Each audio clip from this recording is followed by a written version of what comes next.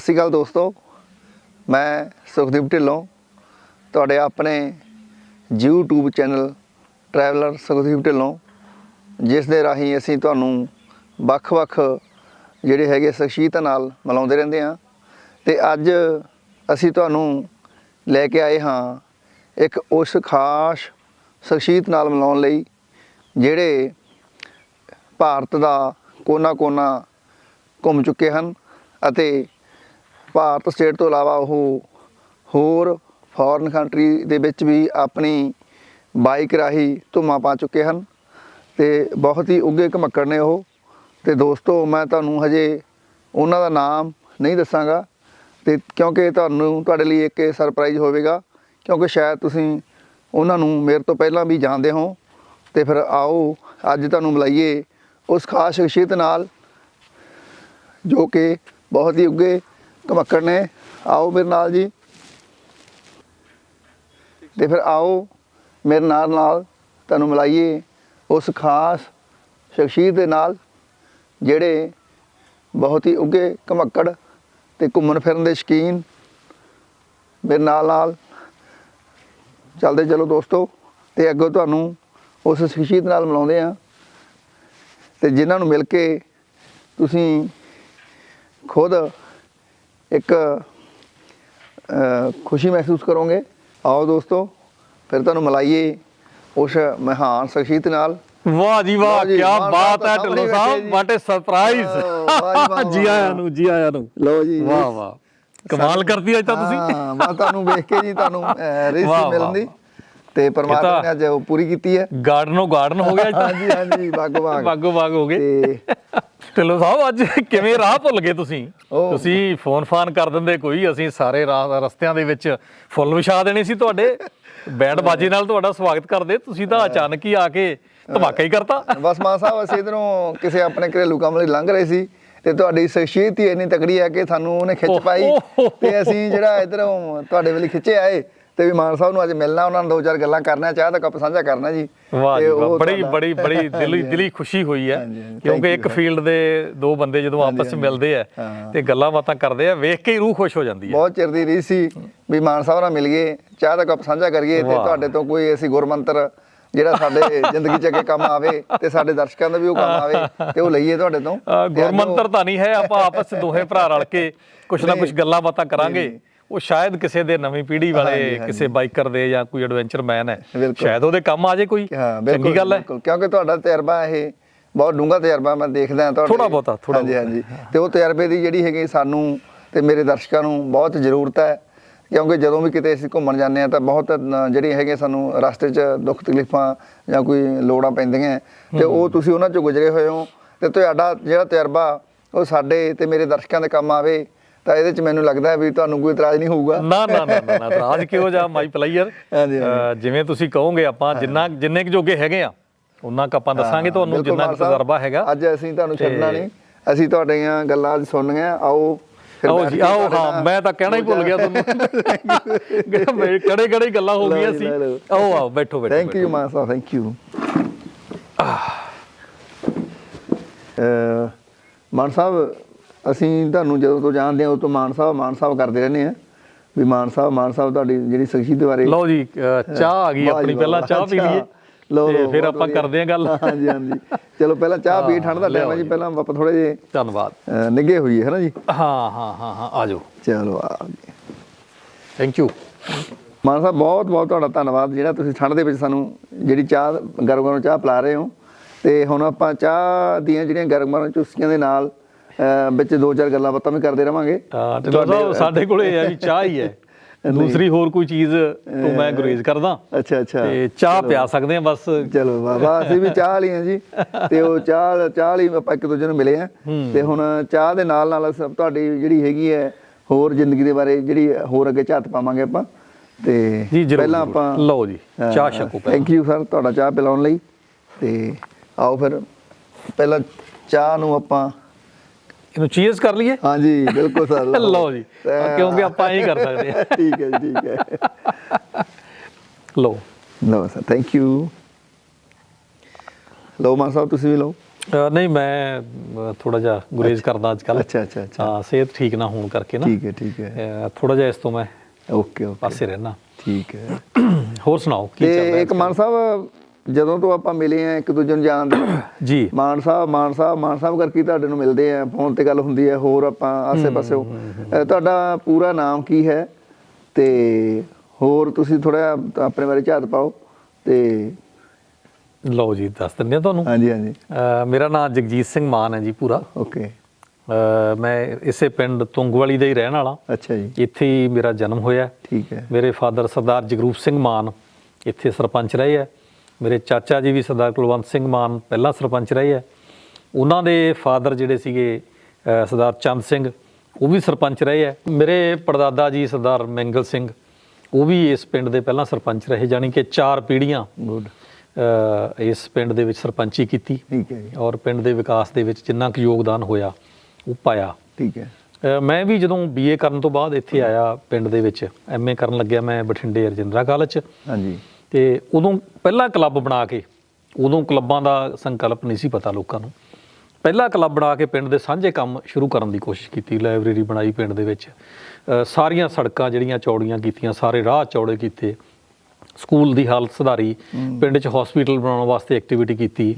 ਔਰ ਉਦੋਂ ਇੰਨਾ ਕੁ ਮਾਹੌਲ ਬਣ ਗਿਆ ਕਿ ਸਾਡੇ ਪਿੰਡ ਦਾ ਨਾਂ ਪਹਿਲਾਂ ਥੋੜਾ ਜਿਹਾ ਬਦਨਾਮ ਸੀ, ਥੋੜਾ ਜਿਹਾ ਕਹਿੰਦੇ ਸੀ ਵੀ ਪਿੰਡ ਠੀਕ ਨਹੀਂ ਇਹ। ਹਾਂਜੀ ਹਾਂਜੀ, ਪਰ ਉਹ ਕਲੱਬ ਬਣਨ ਤੋਂ ਬਾਅਦ ਕੀ ਹੋਇਆ, ਸਾਡੇ ਕੋਲੇ 3 ਨੈਸ਼ਨਲ ਅਵਾਰਡ ਸਾਨੂੰ ਮਿਲੇ, ਅੱਛਾ ਜੀ, 5 ਸਟੇਟ ਅਵਾਰਡ ਮਿਲੇ, ਔਰ 14 ਦੇ ਕਰੀਬ ਸਾਡੇ ਕੋਲੇ ਡਿਸਟ੍ਰਿਕਟ ਅਵਾਰਡ ਨੇ, ਜਿਹੜੇ ਡਿਸਟ੍ਰਿਕਟ ਐਡਮਿਨਿਸਟ੍ਰੇਸ਼ਨ ਨੇ ਦਿੱਤੇ, ਪੰਜਾਬ ਸਰਕਾਰ ਨੇ ਸਟੇਟ ਅਵਾਰਡ ਦਿੱਤੇ, ਔਰ ਨੈਸ਼ਨਲ ਅਵਾਰਡ ਆ ਜਿਹੜੇ ਉਹ ਭਾਰਤ ਸਰਕਾਰ ਨੇ ਦਿੱਤੇ। ਔਰ ਇਹ ਇੰਡੀਆ ਦੇ ਵਿੱਚ ਰਿਕਾਰਡ ਬਣ ਗਿਆ। ਹਾਂਜੀ, ਜਿਹੜਾ ਕਹਿੰਦੇ ਸੀ ਵੀ ਯਾਰ ਪਿੰਡ ਤੁੰਗਵਾਲੀ ਠੀਕ ਨਹੀਂ, ਉਸ ਪਿੰਡ ਦੇ ਵਿੱਚ ਇੰਨੇ ਅਵਾਰਡ ਹੋਣੇ ਬਿਲਕੁਲ ਉਸ ਕਲੱਬ ਦੀ ਬਦੌਲਤ, ਜਿਹੜਾ ਉਦੋਂ ਮੈਂ 84-85 ਦੇ ਵਿੱਚ ਆ ਕੇ ਇੱਥੇ ਬਣਾਇਆ ਸੀ। ਠੀਕ ਹੈ ਜੀ। ਜੀ ਮਾਨ ਸਾਹਿਬ, ਜਿਵੇਂ ਤੁਸੀਂ ਦੱਸ ਰਹੇ ਹੋ ਵੀ ਦਾਦਾ ਪੜਦਾਦਾ ਅੱਗੇ ਸਰਪੰਚੀ, ਤੁਹਾਡੀ ਗੱਲ ਤੋਂ ਐਂ ਲੱਗਦਾ ਵੀ ਤੁਸੀਂ ਇਹ ਪਿੰਡ ਦੀ ਸਰਪੰਚੀ ਤੇ ਮਤਲਬ ਆਜ਼ਾਦੀ ਵੇਲੇ ਤੋਂ ਕਬਜ਼ਾ ਕੀਤਾ ਹੋਇਆ ਹੈ।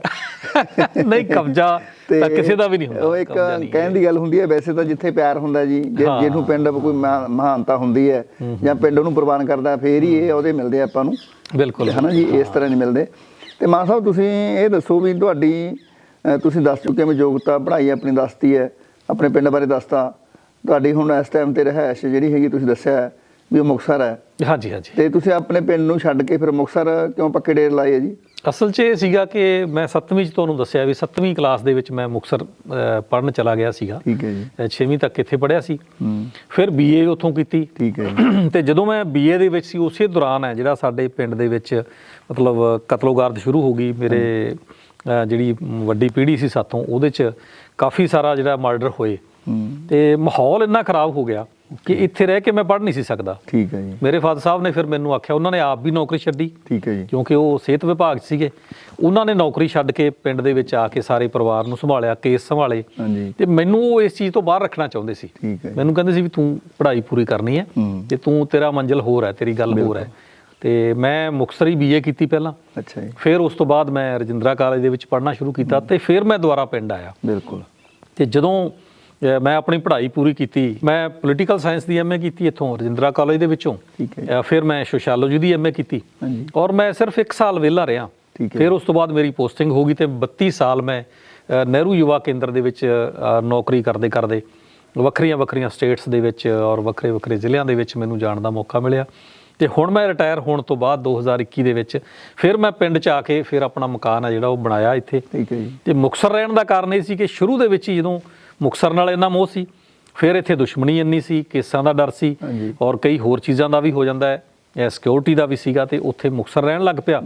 ਤੇ ਕੁਦਰਤੀ ਮੁਕਤਸਰ ਹੀ ਮੇਰੀ ਜਿਹੜੀ ਹੈ ਉਹ ਮੈਰਿਜ ਹੋ ਗਈ। ਅੱਛਾ ਜੀ। ਪਹਿਲਾਂ ਉਹ ਬਾਹਰ ਰਹਿੰਦੇ ਸੀ, ਫਿਰ ਉਹ ਮੁਕਤਸਰ ਆ ਕੇ, ਉਹਨਾਂ ਦਾ ਪੁਰਾਣਾ ਸੀਗਾ ਜੱਦੀ ਪੁਸ਼ਤੀ, ਉਹਨਾਂ ਦੀ ਜ਼ਮੀਨ ਮੁਕਤਸਰ ਸੀਗੀ। ਤੇ ਫਿਰ ਹੌਲੀ ਹੌਲੀ, ਕਿਉਂਕਿ ਮੈਨੂੰ ਕੈਂਪਾਂ ਦੇ ਉੱਤੇ ਬਹੁਤ ਜਾਣਾ ਪੈਂਦਾ ਸੀ, ਡਿਪਾਰਟਮੈਂਟ ਦੇ ਕੈਂਪਾਂ ਦੇ ਉੱਤੇ ਜਾਣਾ ਪੈਂਦਾ ਸੀ, ਤੇ ਘਰੇ ਕੋਈ ਚੀਜ਼ ਬੰਦਾ ਜਿਹੜਾ ਉਹ ਚਾਹੀਦਾ ਸੀਗਾ, ਘਰੇ ਵੀ ਸਿਕਿਉਰਿਟੀ ਚਾਹੀਦੀ ਸੀਗੀ। ਤੇ ਫਿਰ ਮੇਰੇ ਸਹੁਰਾ ਸਾਹਿਬ ਤੇ ਮੇਰੇ ਜਿਹੜੀ ਸਾਸੂ ਮਾਂ ਸੀ, ਉਹ ਫਿਰ ਆਪਣਾ ਜਿਹੜਾ ਛਿਸ਼ਪਤ ਲੈ ਕੇ ਉਹ ਮੇਰੇ ਘਰੇ ਆ ਜਾਂਦੇ ਸੀ, ਕਿਉਂਕਿ ਮੈਡਮ ਤੇ ਬੱਚੇ ਇਕੱਲੇ ਹੁੰਦੇ ਸੀਗੇ। ਉਹਨਾਂ ਦੀ ਮਤਲਬ ਹੱਲਾਸ਼ੇਰੀ ਨਾਲ ਤੇ ਉਹਨਾਂ ਦੇ ਘਰ ਸੰਭਾਲਣ ਕਰਕੇ ਔਰ ਉਹਨਾਂ ਦੀ ਮਤਲਬ ਆਸ਼ੀਰਵਾਦ ਨਾਲ ਮੈਂ ਆਪਣੇ ਕੈਂਪ ਲਾਉਂਦਾ ਰਿਹਾ, ਮੈਂ ਐਡਵੈਂਚਰ ਕਰਦਾ ਰਿਹਾ, ਬਹੁਤ ਦੂਰ ਥਾਵਾਂ ਦੇ ਉੱਤੇ ਮੈਂ ਗਿਆ। ਉਹਨਾਂ ਦੇ ਕਰਕੇ ਕਾਫੀ ਜਿਹੜੀ ਆ ਮੈਨੂੰ ਸਹਾਇਤਾ ਮਿਲੀ, ਇਸ ਕਰਕੇ ਫਿਰ ਮੈਂ ਘਰ ਵੀ ਉੱਥੇ ਬਣਾਇਆ। ਠੀਕ ਹੈ ਜੀ।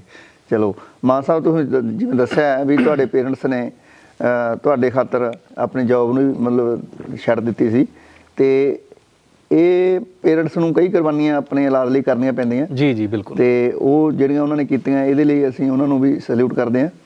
ਤੇ ਹੁਣ ਤੁਸੀਂ ਦੱਸਿਆ ਸੀ ਵੀ ਜਿਹੜਾ ਤੁਹਾਨੂੰ ਪੜ੍ਹਾਈ ਦੇ ਦੌਰਾਨ ਆਪਣੀ ਜਦੋਂ ਤੁਹਾਡੀ ਐਜੂਕੇਸ਼ਨ ਕੰਪਲੀਟ ਹੋ ਗਈ ਤਾਂ ਤੁਹਾਨੂੰ ਨਹਿਰੂ ਯੁਵਾ ਕੇਂਦਰ ਦੇ ਵਿੱਚ ਇੱਕ ਜੌਬ ਮਿਲ ਗਈ। ਹਾਂਜੀ ਹਾਂਜੀ। ਜਿਹੜਾ ਕਿ ਡਿਪਾਰਟਮੈਂਟ ਹੀ ਮੈਨੂੰ ਲੱਗਦਾ ਉਹ ਘੁੰਮਣ ਫਿਰਨ ਵਾਲਿਆਂ ਦਾ ਹੀ ਹੈ। ਬਿਲਕੁਲ ਬਿਲਕੁਲ। ਤੇ ਤੁਹਾਡੀ ਤੁਸੀਂ ਇਹ ਮੰਨਦੇ ਹੋ ਵੀ ਤੁਹਾਡੀ ਉਹ ਇੱਛਾ ਜਿਹੜੀ ਹੈਗੀ ਸੀ ਤੁਹਾਡੇ ਅੰਦਰ ਘੁੰਮਣ ਫਿਰਨ ਦੀ ਪਹਿਲਾਂ ਤੋਂ ਹੀ, ਤੇ ਉਹ ਹੁਣ ਪੂਰੀ ਹੋਈ ਕਿਸੇ ਹੱਦ ਤੱਕ? ਬਿਲਕੁਲ ਜੀ ਬਿਲਕੁਲ। ਮੈਂ ਇਹ ਸਮਝਦਾ ਵੀ ਦੁਨੀਆ ਦੇ 99% ਬੰਦਿਆਂ ਨਾਲੋਂ ਮੈਂ ਉਸ 1% ਚਾਹੁੰਦਾ ਜਿਹਦੇ ਤੇ ਕੋਈ ਕੁਦਰਤੀ ਨਾ ਖਾਸ ਕਿਰਪਾ ਹੈ, ਠੀਕ ਹੈ, ਛਤਰ ਛਾਇਆ ਹੈ। ਹਾਂਜੀ। ਮੈਂ ਨਹਿਰੂ ਯੁਵਾ ਕੇਂਦਰ ਦੇ ਵਿੱਚ ਆਉਣ ਤੋਂ ਪਹਿਲਾਂ ਨਹਿਰੂ ਯੁਵਾ ਕੇਂਦਰ ਦੇ ਨਾਲ ਮੈਂ ਕੈਂਪ ਲਾਉਣ ਲੱਗ ਪਿਆ ਸੀ। ਅੱਛਾ ਜੀ। ਮਨਾਲੀ ਵਗੈਰਾ, ਕਸ਼ਮੀਰ ਦੇ ਵਿੱਚ ਮੈਂ ਕਾਫੀ ਕੈਂਪ ਹੈ ਜਿਹੜੇ ਉਹ ਇਸ ਡਿਪਾਰਟਮੈਂਟ ਦੇ ਅੰਡਰ ਲਾਏ। ਠੀਕ ਹੈ ਜੀ। ਇਹਨਾਂ ਬਾਰੇ ਮੈਨੂੰ ਪਤਾ ਲੱਗ ਗਿਆ। ਠੀਕ ਹੈ ਜੀ। ਔਰ ਇੱਕ ਕੈਂਪ ਅਸੀਂ ਤਾਰਾ ਦੇ ਵੀ ਲਾਇਆ। ਉਸ ਕੈਂਪ ਦੇ ਵਿੱਚ ਮੈਂ ਦੇਖਿਆ ਯਾਰ ਇਸ ਡਿਪਾਰਟਮੈਂਟ 'ਚ ਬੰਦੇ ਹੀ ਬਹੁਤ ਵਧੀਆ ਹੈ। ਮੈਂ ਕਿਹਾ ਜੇ ਨੌਕਰੀ ਕਰਨੀ ਹੈ ਤਾਂ ਇੱਥੇ ਹੀ ਕਰਨੀ ਹੈ, ਨਹੀਂ ਤਾਂ ਨਹੀਂ ਕਰਨੀ। ਅੱਛਾ। ਮੈਂ ਆਪਣੀ ਜ਼ਿੰਦਗੀ ਦੇ ਵਿੱਚ ਸਿਰਫ 2 ਇੰਟਰਵਿਊ ਦਿੱਤੀਆਂ। ਠੀਕ ਹੈ। ਇੱਕ LBO ਦੀ ਇੰਟਰਵਿਊ ਦੇਣ ਗਿਆ ਸੀਗਾ ਕੋਆਪਰੇਟਿਵ ਬੈਂਕ ਦੇ ਵਿੱਚ। ਠੀਕ ਹੈ ਜੀ। ਉਹ ਮੈਨੂੰ ਪਤਾ ਸੀ ਵੀ ਉਹਨਾਂ ਨੇ ਪਹਿਲਾਂ ਰੱਖੇ ਹੋਏ ਆ, ਬਰਨਾਲਾ ਬਾਜ਼ਾਰ ਦੀ ਗੱਲ ਹੈ। ਅੱਛਾ ਜੀ। ਮੈਂ ਮਖੌਲ ਕਰਕੇ ਹੀ ਗਿਆ ਸੀ ਉਹਨਾਂ ਦੇ। ਠੀਕ ਹੈ ਜੀ। ਉਹ ਵੀ ਬੜੀ ਅਜੀਬ ਕਹਾਣੀ ਹੈ, ਜੇ ਤੁਸੀਂ ਕਹੋ ਤਾਂ ਮੈਂ ਦੱਸ ਦਿੰਦਾ। ਮੈਂ ਕਿਹਾ ਚਲੋ ਚੰਡੀਗੜ੍ਹ ਵੇਖਾਂਗੇ, ਸੈਕਟਰ 17 'ਚ ਇੰਟਰਵਿਊ ਸੀ। ਠੀਕ ਹੈ ਜੀ। ਮੈਂ ਵੀ ਮਤਲਬ ਇਹ ਮਜ਼ਾਕ ਵਜੋਂ ਗਿਆ ਸੀ ਵੀ ਚਲੋ ਚੰਡੀਗੜ੍ਹ ਵੇਖ ਆਵਾਂਗੇ। ਤੇ ਉਹ ਬੰਦੇ ਜਿਹੜੇ ਇੰਟਰਵਿਊ ਵਾਲੇ ਸੀ ਉਹ ਵੀ ਲੋਕਾਂ ਨਾਲ ਮਜ਼ਾਕ ਹੀ ਕਰ ਰਹੇ ਸੀ। ਉਹ ਕਮੇਟੀ ਮਜ਼ਾਕ ਹੀ ਸੀਗੀ। ਜਾਂਦਾ ਸਾਰ ਮੈਨੂੰ ਕਹਿੰਦੇ ਕਿੱਥੋਂ ਆਇਆ? ਮੈਂ ਕਿਹਾ ਜੀ ਤੁੰਗਾਲੀ ਤੋਂ ਆਇਆ, ਜ਼ਿਲ੍ਹਾ ਬਠਿੰਡਾ ਤੋਂ। ਕਹਿੰਦੇ ਤੇਰੇ ਪਿੰਡ ਦੇ ਹੋਰ ਕਿੰਨੇ ਆਏ ਆ? ਮੈਂ ਕਿਹਾ ਜੀ ਮੈਂ ਸਾਰੇ ਪਿੰਡ ਦੀ ਜਨਮ ਪੱਤਰੀ ਵੇਖ ਕੇ ਆਇਆ, ਮੈਨੂੰ ਕੀ ਪਤਾ ਕਿੰਨੇ ਆਏ ਆ। ਕਹਿੰਦੇ ਤੂੰ ਬੋਲਦਾ ਕਿਵੇਂ ਆ? ਮੈਂ ਕਿਹਾ ਜਿਹੋ ਜਿਹੇ ਤੁਹਾਡੇ ਸਵਾਲ ਹੈ ਉਹ ਹੀ ਬੋਲਦਾ। ਠੀਕ ਹੈ ਜੀ। ਉਹਨਾਂ ਨੇ ਆਖਿਆ ਵੀ ਇਹਨੂੰ ਫਸਾਈਏ, ਬੜਾ ਚਲਾਕ ਬਣਦਾ ਇਹ। ਮੈਨੂੰ ਕਹਿੰਦੇ ਚੱਲ ਐਂ ਦੱਸ, ਤੂੰ ਜੱਟਾਂ ਦਾ ਮੁੰਡਾ, 1 ਕਿੱਲੇ 'ਚ ਬਰਸੀਨ ਕਿੰਨਾ ਪੈਂਦਾ? ਅੱਛਾ ਜੀ। ਮੈਂ ਕਿਹਾ ਮੈਨੂੰ ਤੁਸੀਂ ਦੱਸੋ ਵੀ ਤੁਸੀਂ ਮੈਨੂੰ ਅਫਸਰ ਰੱਖਣਾ ਕਿ ਸੀਰੀ ਰੱਖਣਾ? ਕਹਿੰਦੇ ਹਾਂ ਚੱਕ ਆਪਦੇ ਸਰਟੀਫਿਕੇਟ ਜਾ। ਉਹ ਇੰਟਰਵਿਊ ਸੀ। ਦੂਜੀ ਇੰਟਰਵਿਊ ਮੇਰੀ ਨਹਿਰੂ ਯੁਵਾ ਕੇਂਦਰ ਸੀ, ਜਿੱਥੇ ਮੈਂ ਅੜ ਕੇ ਉਹਨਾਂ ਤੋਂ ਆਪਦੀ ਜਿਹੜਾ ਆਪਣਾ ਹੱਕ ਲਿਆ। 2 ਵਾਰੀ ਉਹਨਾਂ ਨੇ ਵੀ ਇੰਟਰਵਿਊ ਲਈ। ਪਹਿਲੀ ਵਾਰੀ ਇੰਟਰਵਿਊ 'ਚ ਮੈਨੂੰ ਰੱਖਿਆ ਨਾ। ਠੀਕ ਹੈ ਜੀ। ਦੂਜੀ ਵਾਰੀ ਮੈਂ ਜਾ ਕੇ ਡਾਇਰੈਕਟਰ ਜਨਰਲ ਅਖਿਲ ਬਖਸ਼ੀ ਜੀ ਹੁੰਦੇ ਸੀਗੇ, ਮੈਂ ਜਾ ਕੇ ਉਹਨਾਂ ਨਾਲ ਲੜ ਪਿਆ। ਦੱਸੋ ਜੀ ਮੇਰੀ ਮੈਰਿਟ ਕਿੱਥੇ ਘੱਟ ਆ? ਉਹ ਕਹਿੰਦੇ ਤੇਰੀ ਸਿਲੈਕਸ਼ਨ ਹੋਈ ਪਈ ਹੈ ਯਾਰ। ਮੈਂ ਕਿਹਾ ਦਿਖਾਓ। ਉਹਨਾਂ ਨੇ ਸਿਲੈਕਟ ਕਰਕੇ, ਉਹ ਬਹੁਤ ਵਧੀਆ ਅਫਸਰ ਸੀਗੇ, ਉਹਨਾਂ ਨੇ ਸਿਲੈਕਸ਼ਨ ਕਰਕੇ ਤੇ ਮੈਨੂੰ ਅਥਾਰਟੀ ਲੈਟਰ ਦੇ ਦਿੱਤਾ, ਕਹਿੰਦੇ ਚੱਲ ਜਾ ਕੇ ਜੁਆਇਨ ਕਰ ਸਹਾਰਨਪੁਰ। ਠੀਕ ਹੈ ਜੀ। ਸੋ ਦੂਜੀ ਇਹ ਸੀਗੀ, ਤੇ ਕੁਦਰਤ ਦੀ ਇਹ ਮਿਹਰ ਰਹੀ ਹੈ ਮੇਰੇ ਤੇ ਕਿ ਮੈਂ ਆਪਣੀ ਜ਼ਿੰਦਗੀ ਜੋ ਮੰਗਿਆ ਉਹ ਪਾਇਆ। ਠੀਕ ਹੈ ਜੀ। ਐਸਾ ਨਹੀਂ ਹੋਇਆ ਕਦੇ ਕਿ ਮੈਂ ਕੋਈ ਚੀਜ਼ ਹੋਰ ਮੰਗੀ ਹੋਵੇ ਮੈਨੂੰ ਮਿਲ ਜਾਏ ਕੁਛ ਹੋਰ। ਹਰ ਚੀਜ਼ ਹੈ ਜਿਹੜੀ, ਪਰਿਵਾਰ ਬੜਾ ਵਧੀਆ, ਬੱਚੇ ਬੜੇ ਵਧੀਆ, ਮਾਂ ਪਿਓ ਬੜੇ ਵਧੀਆ, ਭੈਣ ਭਰਾ ਸਾਰੇ ਬਹੁਤ ਵਧੀਆ, ਜਿੰਨੇ ਵੀ ਯਾਰ ਦੋਸਤ ਹੈ ਉਹ ਸਾਰੇ ਬਹੁਤ ਵਧੀਆ, ਮਤਲਬ ਚੰਗਾ ਹੀ ਮਿਲਿਆ ਮੈਨੂੰ।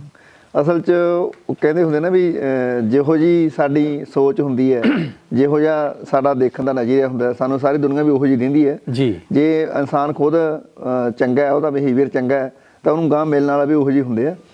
ਇੱਕ ਮਾਨ ਸਾਹਿਬ, ਪਹਿਲਾਂ ਮੈਂ ਤੁਹਾਨੂੰ ਸਵਾਲ ਕਰਦਾ ਵੀ ਇਹ ਤੁਸੀਂ ਜਿਹੜਾ ਤੁਹਾਡੀ ਪੋਸਟਿੰਗ ਜਦੋਂ ਨਹਿਰੂ ਯੁਵਾ ਕੇਂਦਰ ਦੇ ਵਿੱਚ ਹੋ ਗਈ ਜੀ, ਤਾਂ ਜਿਹੜਾ ਤੁਸੀਂ ਸੋਚਿਆ ਸੀ ਮਨ ਦੇ ਵਿੱਚ ਜਾਂ ਕੋਈ ਮੁਰਾਦ ਸੀਗੀ ਉਹ ਤੁਹਾਡੀ ਪੂਰੀ ਹੋ ਗਈ। ਠੀਕ ਹੈ, ਕਿਉਂਕਿ ਤੁਸੀਂ ਖੁਦ ਇੱਕ ਮਤਲਬ ਘੁੰਮਣ ਫਿਰਨ ਦੇ ਸ਼ੌਕੀਨ ਘੁਮੱਕੜ ਸੀਗੇ ਜੀ।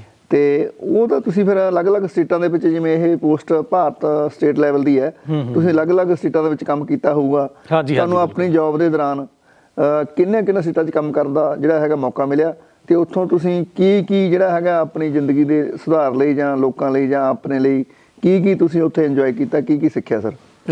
ਵੈਸੇ ਤਾਂ ਢਿੱਲੋਂ ਸਾਹਿਬ ਗੱਲ ਇਹ ਹੈ ਕਿ ਜੇ ਆਪਾਂ ਇੱਕ ਥਾਂ ਬਾਰੇ ਵੀ ਗੱਲ ਕਰਨੀ ਸ਼ੁਰੂ ਕਰੀਏ ਤੇ 3-4 ਘੰਟਿਆਂ ਦਾ ਐਪੀਸੋਡ ਇਸੇ ਗੱਲ ਤੇ ਬਣ ਜਾਣਾ ਹੈ। 3-4 ਘੰਟੇ ਆਪਾਂ ਗੱਲਾਂ ਕਰੀ ਜਾਵਾਂਗੇ। ਹਾਂਜੀ ਬਿਲਕੁਲ। ਪਰ ਸਭ ਤੋਂ ਪਹਿਲੀ ਪੋਸਟਿੰਗ ਮੇਰੀ ਸੀਗੀ ਸਹਾਰਨਪੁਰ, UP ਦੇ ਵਿੱਚ। ਠੀਕ ਹੈ ਜੀ। ਕੁਛ ਦਿਨ ਮੈਨੂੰ ਰਹਿਣ ਦਾ ਮੌਕਾ ਮਿਲਿਆ। ਠੀਕ ਹੈ ਜੀ। ਉਹ ਕੁਛ ਦਿਨਾਂ ਦੇ ਵਿੱਚ ਮੈਂ 1-2 ਮੀਟਿੰਗਾਂ ਅਟੈਂਡ ਕੀਤੀਆਂ ਉੱਥੇ, ਕਿਉਂਕਿ ਪੁਰਾਣੇ ਬੰਦੇ ਉੱਥੋਂ ਜਿਹੜਾ ਸੀ ਬੰਦਾ ਉਹ ਜਾ ਰਿਹਾ ਸੀਗਾ। ਹਾਂਜੀ। ਤੇ ਉਸ ਤੋਂ ਬਾਅਦ ਜਦੋਂ ਮੇਰੀ ਬਦਲੀ ਹੋਈ ਤੇ ਉਹ 3-4 ਦਿਨਾਂ ਦੇ ਵਿੱਚ ਹੀ ਉਹਨਾਂ ਨਾਲ ਇੰਨਾ ਲੋਕਾਂ ਨਾਲ ਮੋਹ ਪੈ ਗਿਆ ਸੀ ਕਿ ਉਹ ਬੰਦੇ ਜਿਹੜੇ ਸਟਾਫ ਦੇ ਸੀ ਉਹ ਰੋਣ ਲੱਗ ਗਏ। ਅੱਛਾ ਜੀ। ਮੈਂ ਕਿਹਾ ਯਾਰ ਮੈਨੂੰ 4 ਦਿਨ ਹੋਏ ਆਏ ਨੂੰ। ਕਹਿੰਦੇ ਜੀ ਨਹੀਂ, ਸਾਡਾ ਇੰਨੇ ਸਾਲਾਂ ਬਾਅਦ ਸਾਨੂੰ ਇੱਕ ਬੰਦਾ ਕੋਈ ਮਿਲਿਆ ਸੀ ਕੰਮ ਕਰਨ ਵਾਲਾ, ਹੁਣ ਤੁਸੀਂ ਜਾ ਰਹੇ ਹੋ। ਠੀਕ ਹੈ ਜੀ। ਮੈਂ ਕਿਹਾ ਵੀ ਇਹ ਬਦਲੀ ਤਾਂ ਨੈਚੁਰਲ ਗੱਲ ਹੈ, ਜਾਣਾ ਹੀ ਪੈਣਾ। ਫਿਰ ਮੈਨੂੰ ਸਿਰੋਹੀ ਲਾਇਆ ਰਾਜਸਥਾਨ ਦੇ ਵਿੱਚ। ਅੱਛਾ ਜੀ। ਮਾਊਂਟ ਆਬੂ ਸਿਰੋਹੀ ਜ਼ਿਲ੍ਹੇ ਦਾ ਇੱਕ ਹਿੱਸਾ ਹੈ, ਇੱਕ ਤਹਿਸੀਲ ਹੈ ਮਾਊਂਟ ਆਬੂ। ਠੀਕ ਹੈ ਜੀ। ਉੱਥੇ ਮੈਂ ਗਿਆ ਤੇ ਉੱਥੇ ਬੜਾ ਉਜਾੜ ਇਲਾਕਾ ਸੀ, ਉਹਦੇ ਚੋਂ ਤਕਰੀਬਨ 60% ਆਦੀਵਾਸੀ ਏਰੀਆ ਵੀ ਸੀਗਾ। ਫਿਰ ਮੈਂ ਆਦੀਵਾਸੀਆਂ ਦੇ ਨਾਲ ਕੰਮ ਕੀਤਾ। ਅੱਛਾ ਜੀ। ਆਦੀਵਾਸੀਆਂ ਨਾਲ ਮੇਰੀ ਬਹੁਤ ਜ਼ਿਆਦਾ ਲਿਹਾਜ਼ ਪੈ ਗਈ। ਅੱਛਾ ਜੀ। ਉਹ ਮੇਰੇ ਦਫ਼ਤਰ 'ਚ ਆਉਂਦੇ ਸੀ, ਆ ਕੇ ਉਹਨਾਂ ਨੂੰ ਐਂ ਲੱਗਦਾ ਸੀ ਵੀ ਇਹ ਸਾਡਾ ਘਰ ਹੈ ਯਾਰ। ਹਾਂਜੀ। ਨਾ ਉਹਨਾਂ ਨੂੰ ਮੇਰੀ ਭਾਸ਼ਾ ਸਮਝ ਆਉਂਦੀ ਸੀ, ਨਾ ਉਹਨਾਂ ਦੀ ਮੈਨੂੰ ਆਉਂਦੀ ਸੀ, ਪਿਆਰ ਦੀ ਪਰ ਅਸੀਂ ਥੋੜ੍ਹੀ ਬਹੁਤੀ ਗੱਲਬਾਤ ਕਰਕੇ ਜਦੋਂ ਰਹਿੰਦੇ, ਤੇ ਉਹ ਅੱਜ ਵੀ ਜਦੋਂ ਜਾਈਦਾ ਉੱਥੇ ਜਾ ਕੇ ਗਰਾਸੀਆ ਜਾਤੀ ਆ ਉੱਥੇ, ਅੱਛਾ ਜੀ। ਅੱਜ ਵੀ ਉਹ ਬੜਾ ਮੋਹ ਕਰਦੇ ਆ। ਠੀਕ ਹੈ ਜੀ। ਫਿਰ ਉਸ ਤੋਂ ਬਾਅਦ ਮੈਂ ਜਲੰਧਰ ਆਇਆ ਜੀ। ਅੱਛਾ ਜੀ। ਜਲੰਧਰ ਤੋਂ ਬਾਅਦ ਫਿਰ ਫਰੀਦਕੋਟ। ਅੱਛਾ। ਫਰੀਦਕੋਟ ਤੋਂ ਬਾਅਦ ਫਿਰ ਮੈਨੂੰ ਜਿਹੜਾ ਹੈਗਾ ਉਹ 3 ਸਾਲਾਂ ਬਾਅਦ ਉੱਥੇ ਭੇਜਤਾ ਉਹਨਾਂ ਨੇ ਸਰੋਹੀ ਅੱਛਾ ਜੀ। ਵਾਪਸ। ਠੀਕ ਹੈ। 1.5 ਸਾਲ ਮੈਂ ਫੇਰ ਲਾਇਆ। ਠੀਕ ਹੈ ਜੀ। ਚਲੋ ਕੋਈ ਪ੍ਰੋਬਲਮ ਨਹੀਂ ਸੀ, ਉਹ ਪਛੜਿਆ ਹੋਇਆ ਇਲਾਕਾ ਸੀ, ਤੇ ਲੋਕ ਉੱਥੋਂ ਦੇ ਇਹ ਕਹਿੰਦੇ ਸੀ, ਚਲੋ ਮੈਂ ਤਾਂ ਨਹੀਂ ਕਹਿੰਦਾ, ਕਹਿੰਦੇ ਯਾਰ ਲੋਕ ਇੱਥੇ ਨਾ ਸੁੱਤੇ ਪਏ ਸੀ, ਤੁਸੀਂ ਆ ਕੇ ਜਗਾ ਤੇ। ਠੀਕ ਹੈ ਜੀ। ਇੰਨੇ ਕੁ ਵਧੀਆ ਉਦੋਂ ਪ੍ਰੋਗਰਾਮ ਹੈ ਜਿਹੜੇ ਉਹਨਾਂ ਲੋਕਾਂ ਦੇ ਸਹਿਯੋਗ ਨਾਲ ਹੀ ਹੋਣੇ ਸੀਗੇ। ਮੇਰੇ ਕੋਲੇ ਤਾਂ ਆਪਣੀ ਕੋਈ ਐਸੀ ਕਿਹੜੀ ਪਾਵਰ ਸੀਗੀ। ਫਿਰ ਉਦੋਂ ਵਾਪਸ ਮੈਂ ਰੋਪੜ ਆਇਆ। ਰੋਪੜ ਤੋਂ ਬਾਅਦ ਫਿਰ ਫਿਰੋਜ਼ਪੁਰ ਗਿਆ, ਫਿਰੋਜ਼ਪੁਰ ਤੋਂ ਮਾਨਸਾ ਲਾਇਆ 1.5 ਸਾਲ। ਫਿਰ ਮੈਂ ਬਠਿੰਡੇ ਆ ਗਿਆ, ਇੱਥੇ ਕਾਫੀ ਦੇਰ ਰਿਹਾ। ਹਾਂਜੀ। ਬਠਿੰਡੇ ਤੋਂ ਫਿਰ ਚੰਬਾ, ਅੱਛਾ ਜੀ। ਹਿਮਾਚਲ ਦੇ ਵਿੱਚ, ਉੱਥੇ ਚਲਾ ਗਿਆ। ਅੱਛਾ ਅੱਛਾ। ਚੰਬੇ ਤੋਂ ਬਾਅਦ ਫਿਰ ਵਾਪਸ ਬਠਿੰਡਾ। ਠੀਕ ਹੈ ਜੀ। ਬਠਿੰਡੇ ਤੋਂ ਹੁਸ਼ਿਆਰਪੁਰ, ਹਾਂਜੀ। ਹੁਸ਼ਿਆਰਪੁਰ ਤੋਂ ਫਿਰ ਬਠਿੰਡਾ। ਅੱਛਾ। ਮਤਲਬ ਘੁੰਮਦਾ ਫਿਰਦਾ ਮੈਂ ਰਹਿੰਦਾ ਸੀਗਾ। ਇੱਕ ਤਾਂ ਮੇਰੀ ਮਹਿਕਮੇ 'ਚ ਵੀ ਕਿਉਂਕਿ ਤੁਰਨ ਫਿਰਨ ਦੀ ਆਦਤ ਸੀ, ਹਾਂਜੀ। ਤੇ ਮਹਿਕਮੇ ਵਾਲੇ ਜਿਹੜੇ ਆ ਉਹ ਇਹ ਸਮਝਦੇ ਆ ਵੀ ਯਾਰ ਇਹ ਤੁਰਦਾ ਫਿਰਦਾ ਤੇ ਸਾਨੂੰ ਤੰਗ ਕਰਦਾ ਇਹ। ਹਾਂਜੀ। ਉਹ ਵੀ ਔਖੇ ਹੋ ਜਾਂਦੇ ਸੀ ਵੀ ਯਾਰ ਇੱਥੋਂ ਉਹਨੂੰ ਪੱਟੋ, ਕਿਤੇ ਹੋਰ ਲਾ ਦਿਓ ਉਹਨੂੰ, ਸ਼ਾਇਦ ਇਹ ਸੁਧਰ ਜੇ। ਹਾਂਜੀ। ਪਰ ਉਹ ਇਹ ਆਦਤ ਨਹੀਂ ਮੇਰੀ ਸੁਧਾਰ ਸਕੇ। ਬਾਕੀ ਉਹਨਾਂ ਨੇ ਬਹੁਤ ਕੁਝ ਮੈਨੂੰ ਦਿੱਤਾ, ਬਹੁਤ ਸੁਧਾਰਿਆ ਮੈਨੂੰ। ਬੜੇ ਚੰਗੇ ਚੰਗੇ ਅਫਸਰ ਮੇਰੇ ਨਾਲ ਮੁਲਾਕਾਤ ਹੋਈ। ਉਸ ਤੋਂ ਬਾਅਦ ਬਠਿੰਡੇ ਰਹਿੰਦੇ ਹੋਏ ਢਿੱਲੋਂ ਸਾਹਿਬ, ਹਾਂਜੀ। ਮੇਰੀ posting as deputy director Haryana ਦੀ ਬਣ ਗਈ। ਅੱਛਾ ਜੀ। ਡਿਪਟੀ ਡਾਇਰੈਕਟਰ ਹਰਿਆਣਾ ਸਟੇਟ, ਉੱਥੇ ਮੈਂ ਥੋੜਾ ਚਿਰ ਲਾਇਆ। ਠੀਕ ਹੈ ਜੀ। ਫਿਰ ਇਸ ਤੋਂ ਬਾਅਦ ਕੀ ਹੋਇਆ ਵੀ ਮੈਨੂੰ ਸ਼ਿਮਲੇ ਲਾਤਾ ਉਹਨਾਂ ਨੇ as deputy director Himachal Pradesh. ਹਾਂਜੀ। ਉੱਥੇ ਮੇਰੀ ਪ੍ਰਮੋਸ਼ਨ ਹੋਈ as state director Himachal Pradesh. ਤੇ ਪਿਛਲੇ ਸਾਲ ਮੈਂ ਉੱਥੋਂ ਸਟੇਟ ਡਾਇਰੈਕਟਰ ਹਿਮਾਚਲ ਪ੍ਰਦੇਸ਼ ਦੇ ਅਹੁਦੇ ਤੋਂ 31 ਮਈ ਨੂੰ ਰਿਟਾਇਰ ਹੋ ਗਿਆ। ਠੀਕ ਹੈ ਜੀ। ਤੇ ਰਿਟਾਇਰ ਹੋਣ ਤੋਂ ਬਾਅਦ ਫਿਰ ਮੈਂ ਸੋਚਿਆ ਵੀ ਆਪਣੇ ਪਿੰਡ, ਜਿੱਥੇ ਮੈਂ 32 ਸਾਲਾਂ ਦਾ ਵਿਛੋੜਾ ਜਿਹੜਾ ਪਿੰਡ, ਹਾਂਜੀ। ਇੱਥੇ ਥੋੜੀ ਜੀ ਜਗ੍ਹਾ ਪਈ ਸੀ, ਹਾਂਜੀ। ਭਰਾਵਾਂ ਨੇ ਰੱਖੀ ਹੋਈ ਸੀ ਵੰਡ ਦੇ ਵਿੱਚ। ਹਾਂਜੀ। ਇੱਥੇ ਫਿਰ ਮੈਂ 1-2 ਕਮਰੇ ਬਣਾ ਲਏ ਤੇ ਇਹਨੂੰ ਵੀ ਆਪਣਾ ਕੈਂਪ ਆਫਿਸ ਬਣਾ ਲਿਆ। ਹੁਣ ਮੈਂ 15-20 ਦਿਨ ਇੱਥੇ, 15-20 ਦਿਨ ਉੱਥੇ। ਜਦੋਂ ਮੇਰਾ ਦਿਲ ਕਰਦਾ ਮੈਂ ਇੱਥੇ ਆ ਜਾਂਦਾ, ਤੇ ਜਦੋਂ ਦਿਲ ਕਰਦਾ ਉਦੋਂ ਮੁਕਤਸਰ ਚਲੇ ਜਾਈਦਾ। ਚਲੋ ਬਹੁਤ ਵਧੀਆ ਮਾਨ ਸਾਹਿਬ, ਵੇਖਿਆ ਵੀ ਤੁਸੀਂ ਲਾਈਫ ਨੂੰ ਇੰਜੋਏ ਕਰ ਰਹੇ ਹੋ ਪ੍ਰੋਪਰ ਆਪਣੀ ਨੂੰ ਜੀ। ਤੇ ਇੱਕ ਤੁਸੀਂ ਛੋਟਾ ਜਿਹਾ ਮੈਨੂੰ ਇਹ ਆਪਣੇ ਬੱਚਿਆਂ ਬਾਰੇ ਇੱਕ ਦੱਸੋ ਵੀ ਬੱਚੇ ਤੁਹਾਡੇ ਕੀ ਕਰਦੇ ਆ? ਤੇ 2 ਬੇਟੀਆਂ ਜੀ ਮੇਰੀਆਂ। ਵੱਡੀ ਜਿੰਦਪ੍ਰੀਤ ਕੌਰ ਮਾਨ ਉਹਦਾ ਨਾਂ ਹੈ, ਹਾਂਜੀ। ਉਹ ਵੀ ਸਟੇਟ ਅਵਾਰਡੀ ਹੈ, ਸ਼ਹੀਦ ਭਗਤ ਸਿੰਘ ਸਟੇਟ ਅਵਾਰਡ ਜਿਹੜਾ ਉਹਨੂੰ ਮਿਲਿਆ ਸੀ। ਠੀਕ ਹੈ ਜੀ। ਉਹਦੀ ਮੈਰਿਜ ਤੋਂ 1 ਦਿਨ ਪਹਿਲਾਂ ਅੱਛਾ ਜੀ। ਉਹਨੂੰ ਮਿਲਿਆ ਸੀ। ਫਿਰ ਛੋਟੀ ਬੇਟੀ ਦਾ ਨਾਮ ਵੀਰਮਾਨ ਕੌਰ ਮਾਨ ਹੈ। ਅੱਛਾ ਜੀ। ਉਹਨੂੰ ਵੀ ਸਟੇਟ ਅਵਾਰਡ ਮਿਲਿਆ। ਇੱਕ ਫੈਮਿਲੀ ਦੇ ਵਿੱਚ 3 ਸਟੇਟ ਅਵਾਰਡ ਹੈ ਸਾਡੀ ਦੇ ਵਿੱਚ, ਔਰ ਇਹ ਵੀ ਇੱਕ ਰਿਕਾਰਡ ਹੈ। ਹਾਂਜੀ, ਇੱਕ ਬਿਲਕੁਲ। ਫੈਮਿਲੀ 'ਚ 3 ਸਟੇਟ ਅਵਾਰਡ ਹੋਣੇ। ਬਣਦੇ ਤਾਂ ਚਲੋ ਉੱਪਰਲੇ ਦੀ ਮਿਹਰਬਾਨੀ ਨਾਲ ਹੀ ਹੈ, ਬੰਦਾ ਉਹਦੇ 'ਚ ਕੁਝ ਨਹੀਂ ਕਰ ਸਕਦਾ। ਉਹ ਦੋਨੋਂ ਇਸ ਵੇਲੇ ਕੈਨੇਡਾ ਦੇ ਵਿੱਚ ਰਹਿੰਦੀਆਂ, ਤੇ ਉੱਥੇ ਆਪਣਾ ਵਧੀਆ ਜਿਹੜਾ ਹੈਗਾ ਉਹ ਕਾਰੋਬਾਰ ਚਲਾ ਰਹੇ ਹੈ। ਹਾਂਜੀ, ਦੋਨੋਂ ਮੈਰਿਡ ਹੈ। ਵੱਡੀ ਦੀ ਤਾਂ ਇੱਕ ਬੇਟੀ ਵੀ ਹੈਗੀ ਜਿਹਦਾ ਨਾਮ ਅੰਦਾਜ਼ ਕੌਰ ਬਰਾੜ ਹੈ। ਅੱਛਾ ਜੀ। ਤੇ ਛੋਟੀ ਹੈ ਜਿਹੜੀ, ਉਹਦੀ ਅਸੀਂ ਇਸੇ ਸਾਲ ਹੀ 2022 ਦੇ ਵਿੱਚ ਫਰਵਰੀ 'ਚ ਮੈਰਿਜ ਹੋਈ ਹੈ ਉਹਦੀ। ਅੱਛਾ ਜੀ। ਤੇ ਉਹ ਸੰਗਰੂਰ ਜ਼ਿਲ੍ਹੇ 'ਚ ਵਿਆਹੀ ਹੋਈ ਹੈ, ਤੇ ਦੋਨੋਂ ਹੀ ਉੱਥੇ ਰਹਿੰਦੀਆਂ ਸਰੀ ਦੇ ਵਿੱਚ, ਕੈਨੇਡਾ ਦੇ ਵਿੱਚ। ਇੱਕ ਮਾਨ ਸਾਹਿਬ, ਮੈਂ ਕਈ ਵਾਰ ਦੇਖਦਾ ਰਹਿੰਦਾ ਤੁਹਾਡੇ ਕੋਈ ਕਿਤੇ ਫੇਸਬੁੱਕ ਵਗੈਰਾ ਤੇ ਕੋਈ ਫੋਟੋ ਦੇਖ ਲਈ ਜਾਂ ਕੋਈ ਹੋਰ ਤੁਹਾਡੇ ਬਾਰੇ ਦੇਖ ਲਿਆ, ਤੁਹਾਡੇ ਜਦੋਂ ਤੁਸੀਂ ਮੋਟਰਸਾਈਕਲ ਤੇ ਵੀ ਕਾਫੀ ਘੁੰਮਣ ਫਿਰਨ ਦੇ ਸ਼ੌਕੀਨ ਹੋ ਜੀ, ਤੁਹਾਡੇ ਨਾਲ ਇੱਕ ਛੋਟੀ ਬੱਚੀ ਬੈਠੀ ਹੁੰਦੀ ਹੈ, ਮੈਂ ਕਈ ਵਾਰ ਇਹ ਫੋਟੋ ਦੇਖਿਆ। ਤੇ ਇੱਕ ਤਾਂ ਸਾਨੂੰ ਇਹ ਦੱਸੋ ਵੀ ਤੁਸੀਂ ਮੋਟਰਸਾਈਕਲ ਤੇ ਜਿਹੜਾ ਐਡਵੈਂਚਰ ਕੀਤਾ ਹੁਣ ਤੱਕ, ਕਿਹੜੀ ਕਿਹੜੀ ਜਗ੍ਹਾ ਤੇ ਹੁਣ ਤੱਕ ਘੁੰਮ ਚੁੱਕੇ ਹੋ, ਉਹਦੇ ਬਾਰੇ ਥੋੜਾ ਸਾਡੇ ਦਰਸ਼ਕਾਂ ਨੂੰ ਦੱਸਣ ਦੀ ਕੋਸ਼ਿਸ਼। ਉਹ ਬੱਚੀ ਹੈ ਜਿਹੜੀ, ਉਹ ਮੇਰੀ ਬੇਟੀ ਹੈ। ਅੱਛਾ ਜੀ। ਹਾਂ, ਪਹਿਲਾਂ ਜਦੋਂ ਮਤਲਬ ਸਾਡੀ ਮੈਰਿਜ ਹੋਈ ਹੈ, ਉਦੋਂ ਮੈਡਮ ਤੇ ਮੈਂ ਦੋਨੋਂ ਮੋਟਰਸਾਈਕਲ ਤੇ ਉੱਤੇ, ਮੇਰੀ ਜਲੰਧਰ ਪੋਸਟਿੰਗ ਹੁੰਦੀ ਸੀ, ਤੇ ਅਸੀਂ ਹਰ ਹਫਤੇ ਇੱਥੇ ਆ ਜਾਣਾ, ਹਰ ਹਫਤੇ ਵਾਪਸ ਚਲੇ ਜਾਣਾ। ਬਹੁਤ ਸਫ਼ਰ ਉਦੋਂ ਮੋਟਰਸਾਈਕਲ ਤੇ ਅਸੀਂ ਦੋਨਾਂ ਨੇ ਕੀਤਾ। ਠੀਕ ਹੈ ਜੀ। ਫਿਰ ਵੱਡੀ ਬੇਟੀ ਹੋਈ ਜਦੋਂ ਉਡਾਰ ਹੋਈ, ਤੇ ਉਹ ਮੋਟਰਸਾਈਕਲ ਤੇ ਮੇਰੇ ਨਾਲ ਸਫ਼ਰ ਕਰਨ ਲੱਗ ਪਈ। ਫਿਰ ਛੋਟੀ ਬੇਟੀ ਹੈ ਜਿਹੜੀ ਵੀਰਮਾਨ ਕੌਰ ਮਾਨ, ਉਹ ਤਾਂ ਲੇਹ ਵੀ 2 ਵਾਰ ਮੋਟਰਸਾਈਕਲ ਤੇ ਮੇਰੇ ਨਾਲ ਜਾਈ, ਰਾਜਸਥਾਨ ਜਾਈ ਮੋਟਰਸਾਈਕਲ ਤੇ। ਠੀਕ ਹੈ ਜੀ। ਤੇ ਹੁਣ ਜਦੋਂ ਦੋਨੋਂ ਬਾਹਰ ਚਲੀਆਂ ਗਈਆਂ, ਹੁਣ ਮੈਂ ਤੇ ਮੈਡਮ ਦੋਨੋਂ ਹੁੰਨੇ ਆ, ਤੇ ਅਸੀਂ ਪਹਿਲਾਂ ਰਾਜਸਥਾਨ ਦਾ ਇੱਕ ਟੂਰ ਲਾਇਆ ਹੈ 10-12 ਦਿਨਾਂ ਦਾ। ਅੱਛਾ ਜੀ।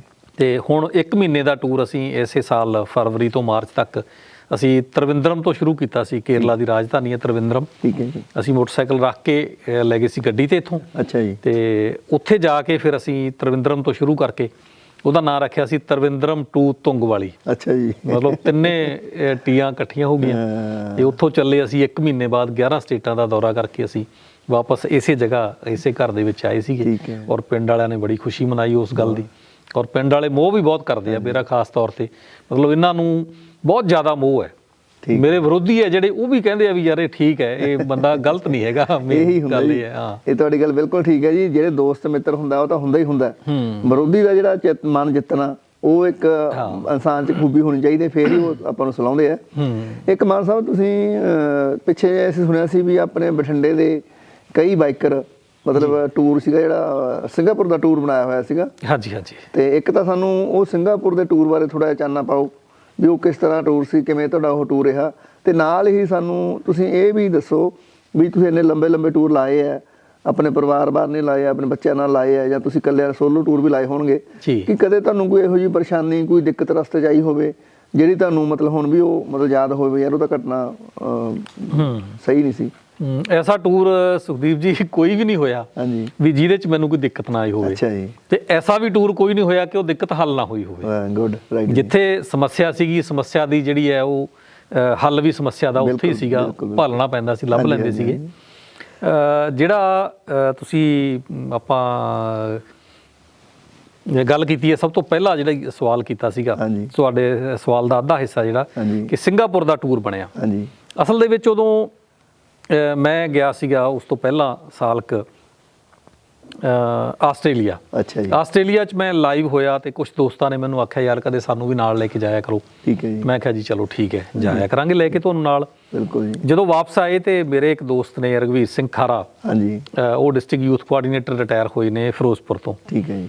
ਉਹਨਾਂ ਨੇ ਮੈਨੂੰ ਇੱਕ ਫੋਟੋ ਭੇਜੀ। ਅੱਛਾ ਜੀ। ਕਹਿੰਦੇ ਯਾਰ ਆਹ ਇੱਕ ਬੰਦਾ ਜਿਹੜਾ ਨਾ ਸਿੰਗਾਪੁਰ ਤੋਂ ਮੋਟਰਸਾਈਕਲ ਤੇ ਆਇਆ। ਅੱਛਾ ਜੀ। ਮੈਨੂੰ ਭੇਜੀ। ਮੈਂ ਕਿਹਾ ਯਾਰ ਜੇ ਉਹ ਆ ਸਕਦਾ ਤੇ ਆਪਾਂ ਜਾ ਨਹੀਂ ਸਕਦੇ? ਬਿਲਕੁਲ ਜਾ ਸਕਦੇ, ਬਣਾਈਏ।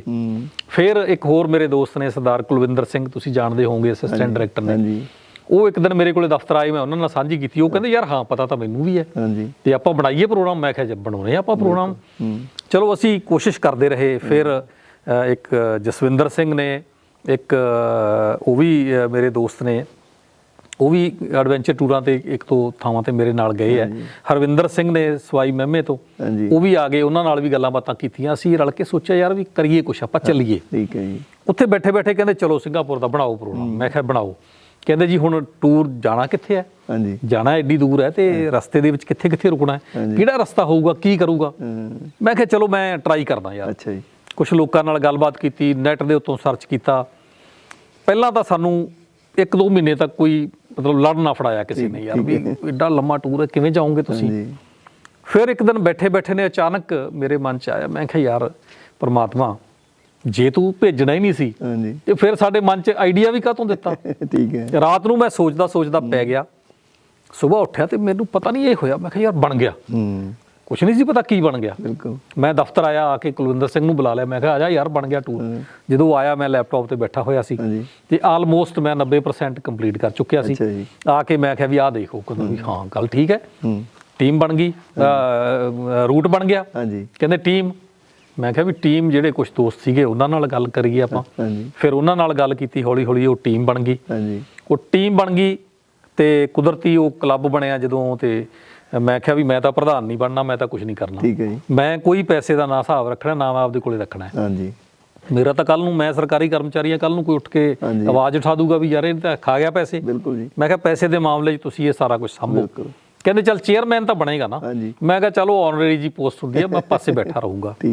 ਚਲੋ ਉਹ ਬਣਿਆ ਤੇ ਕੁਝ ਸੱਜਣ ਸਾਥੀ ਜਿਹੜੇ ਸੀਗੇ ਉਹ ਕਹਿੰਦੇ ਵੀ ਇਹ ਅਸੀਂ ਆਰਗੇਨਾਈਜ਼ ਕਰੀਏ ਸਾਰਾ। ਮੈਂ ਕਿਹਾ ਵੀ ਕਰੋ। ਤੇ ਮੈਨੂੰ ਇਹ ਪਤਾ ਨਹੀਂ ਸੀ ਕਿ ਜਿਹੜੇ ਆਰਗੇਨਾਈਜ਼ ਕਰਦੇ ਆ ਇਹਨਾਂ ਦਾ ਤਜਰਬਾ ਹੈ ਨਹੀਂਗਾ। ਸਹੀ ਗੱਲ ਇਹ ਹੈ। ਉਹ ਜਦੋਂ ਆਰਗੇਨਾਈਜ਼ ਹੋਇਆ ਤੇ ਉਹਦੇ 'ਚ ਕੁਝ ਊਣਤਾਈਆਂ ਰਹਿ ਗਈਆਂ। ਉਹ ਊਣਤਾਈਆਂ ਦਾ ਕਰਕੇ ਅਸੀਂ ਜਦੋਂ ਸਿੰਗਾਪੁਰ ਤੱਕ ਪਹੁੰਚਣਾ ਨਹੀਂ ਸੀ, ਖੈਰ ਪਹੁੰਚੇ ਨਹੀਂ, ਅਸੀਂ ਕੋਸ਼ਿਸ਼ ਕੀਤੀ ਸੀਗੀ। ਥਾਈਲੈਂਡ ਦੇ ਵਿੱਚ ਜਦੋਂ ਅਸੀਂ ਇੰਟਰ ਹੋਏ, ਉਹ ਕਹਿੰਦੇ ਜੀ ਲਿਆਓ ਤੁਹਾਡਾ, ਅਸੀਂ ਤੁਹਾਨੂੰ 18 ਨੰਬਰ ਫਾਰਮ ਭਰ ਕੇ ਦੇਣਾ ਸੀ, ਤੁਸੀਂ 15 ਦਿਨ ਪਹਿਲਾਂ ਉਹ ਦਿਖਾਓ। ਮੈਂ ਕਿਹਾ ਵੀ ਸਾਨੂੰ ਤਾਂ ਪਤਾ ਨਹੀਂ ਹੈ। ਤੇ ਕਹਿੰਦੇ ਜੀ ਇਦੋਂ ਬਾਅਦ ਨਹੀਂ ਜਾ ਸਕਦੇ ਫਿਰ ਤੁਸੀਂ। ਉੱਥੇ ਫਿਰ ਕੁਝ ਸਥਾਨਕ ਲੋਕ ਸੀਗੇ, ਉਹਨਾਂ ਦੀ ਮਦਦ ਦੇ ਨਾਲ ਉਹਨਾਂ ਦਾ ਇੱਕ ਉੱਥੇ ਵੇਅਰ ਹਾਊਸ ਜਿਹਾ ਸੀਗਾ, ਉੱਥੇ ਉਹਨਾਂ ਨੇ ਕਸਟਮ ਹਾਊਸ ਜਿਹਾ ਸੀ, ਉੱਥੇ ਮੋਟਰਸਾਈਕਲ ਰਖਾ ਲਏ। ਤੇ ਉੱਥੋਂ ਫਿਰ ਅਸੀਂ ਗਏ, ਬਾਈ ਬੱਸ ਗਏ ਅਸੀਂ ਆਪਣੀ ਥਾਈਲੈਂਡ ਦੀ ਰਾਜਧਾਨੀ ਜਿਹੜੀ ਸੀਗੀ ਬੈਂਕਾਕ। ਉੱਥੋਂ ਹਵਾਈ ਜਹਾਜ਼ ਤੇ ਚੜ੍ਹ ਕੇ ਅਸੀਂ ਸਿੰਗਾਪੁਰ ਗਏ। ਸਿੰਗਾਪੁਰ ਅਸੀਂ ਕਾਰਾਂ ਦੇ ਵਿੱਚ ਜਿਹੜਾ ਹੈਗਾ ਉਹ ਦੋਸਤ ਸੀਗੇ ਸਾਡੇ, ਇੱਕ ਖਾਰਾ ਸਾਹਿਬ ਜਿਨ੍ਹਾਂ ਦੀ ਮੈਂ ਜ਼ਿਕਰ ਕੀਤਾ, ਉਹਨਾਂ ਦੇ ਰਿਸ਼ਤੇਦਾਰ ਸੀਗੇ, ਉਹ ਉੱਥੇ ਐਡਵੋਕੇਟ ਸੀਗੇ। ਉਹਨਾਂ ਦੀ ਗੱਡੀ ਦੇ ਵਿੱਚ ਅਸੀਂ ਸਿੰਗਾਪੁਰ ਘੁੰਮਦੇ ਰਹੇ। ਠੀਕ ਹੈ ਜੀ। ਪਰ ਉਸ ਤੋਂ ਬਾਅਦ ਮੇਰਾ ਦਿਲ ਹੈ ਜਿਹੜਾ ਉੱਥੋਂ ਉਚਾਟ ਹੋ ਗਿਆ। ਅੱਛਾ ਜੀ।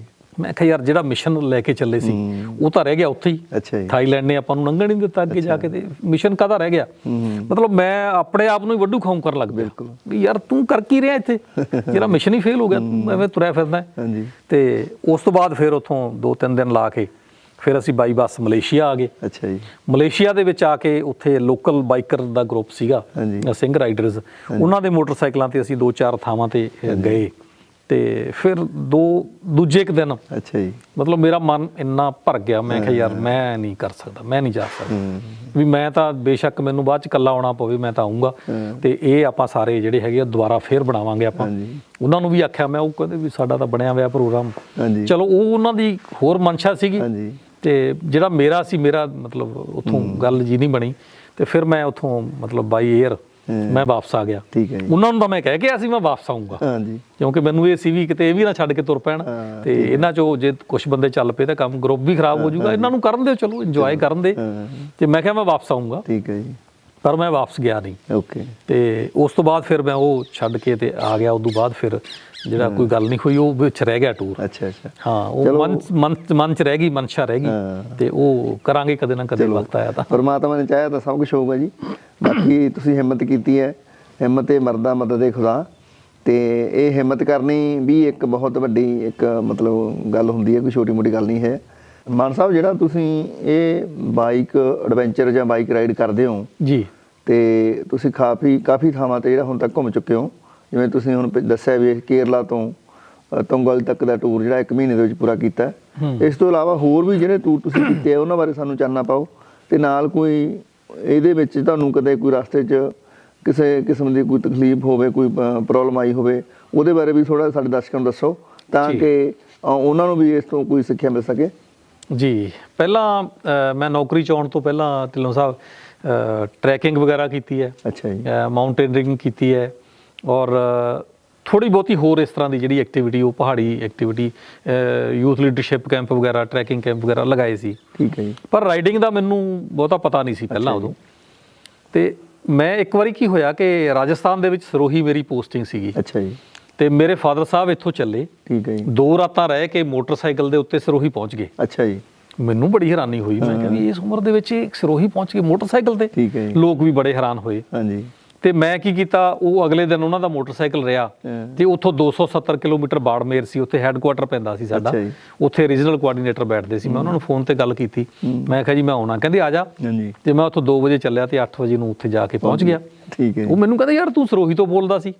ਮੈਂ ਕਿਹਾ ਜੀ ਸਰੋਹੀ ਤੋਂ ਹੀ ਬੋਲਦਾ ਸੀ, ਆ ਗਿਆ ਹੁਣ। ਕਹਿੰਦੇ ਕਾਹਦੇ ਤੇ, ਹਵਾਈ ਜਹਾਜ਼ ਤੇ ਚੜ੍ਹ ਕੇ ਆਇਆ? ਕਿਉਂਕਿ ਬੱਸ 2 ਦਿਨ ਲਾਉਂਦੀ ਸੀ ਉਦੋਂ, ਸੜਕਾਂ ਵੀ ਕੋਈ ਜ਼ਿਆਦਾ ਹੈ ਨਹੀਂ ਸੀ ਉਦੋਂ।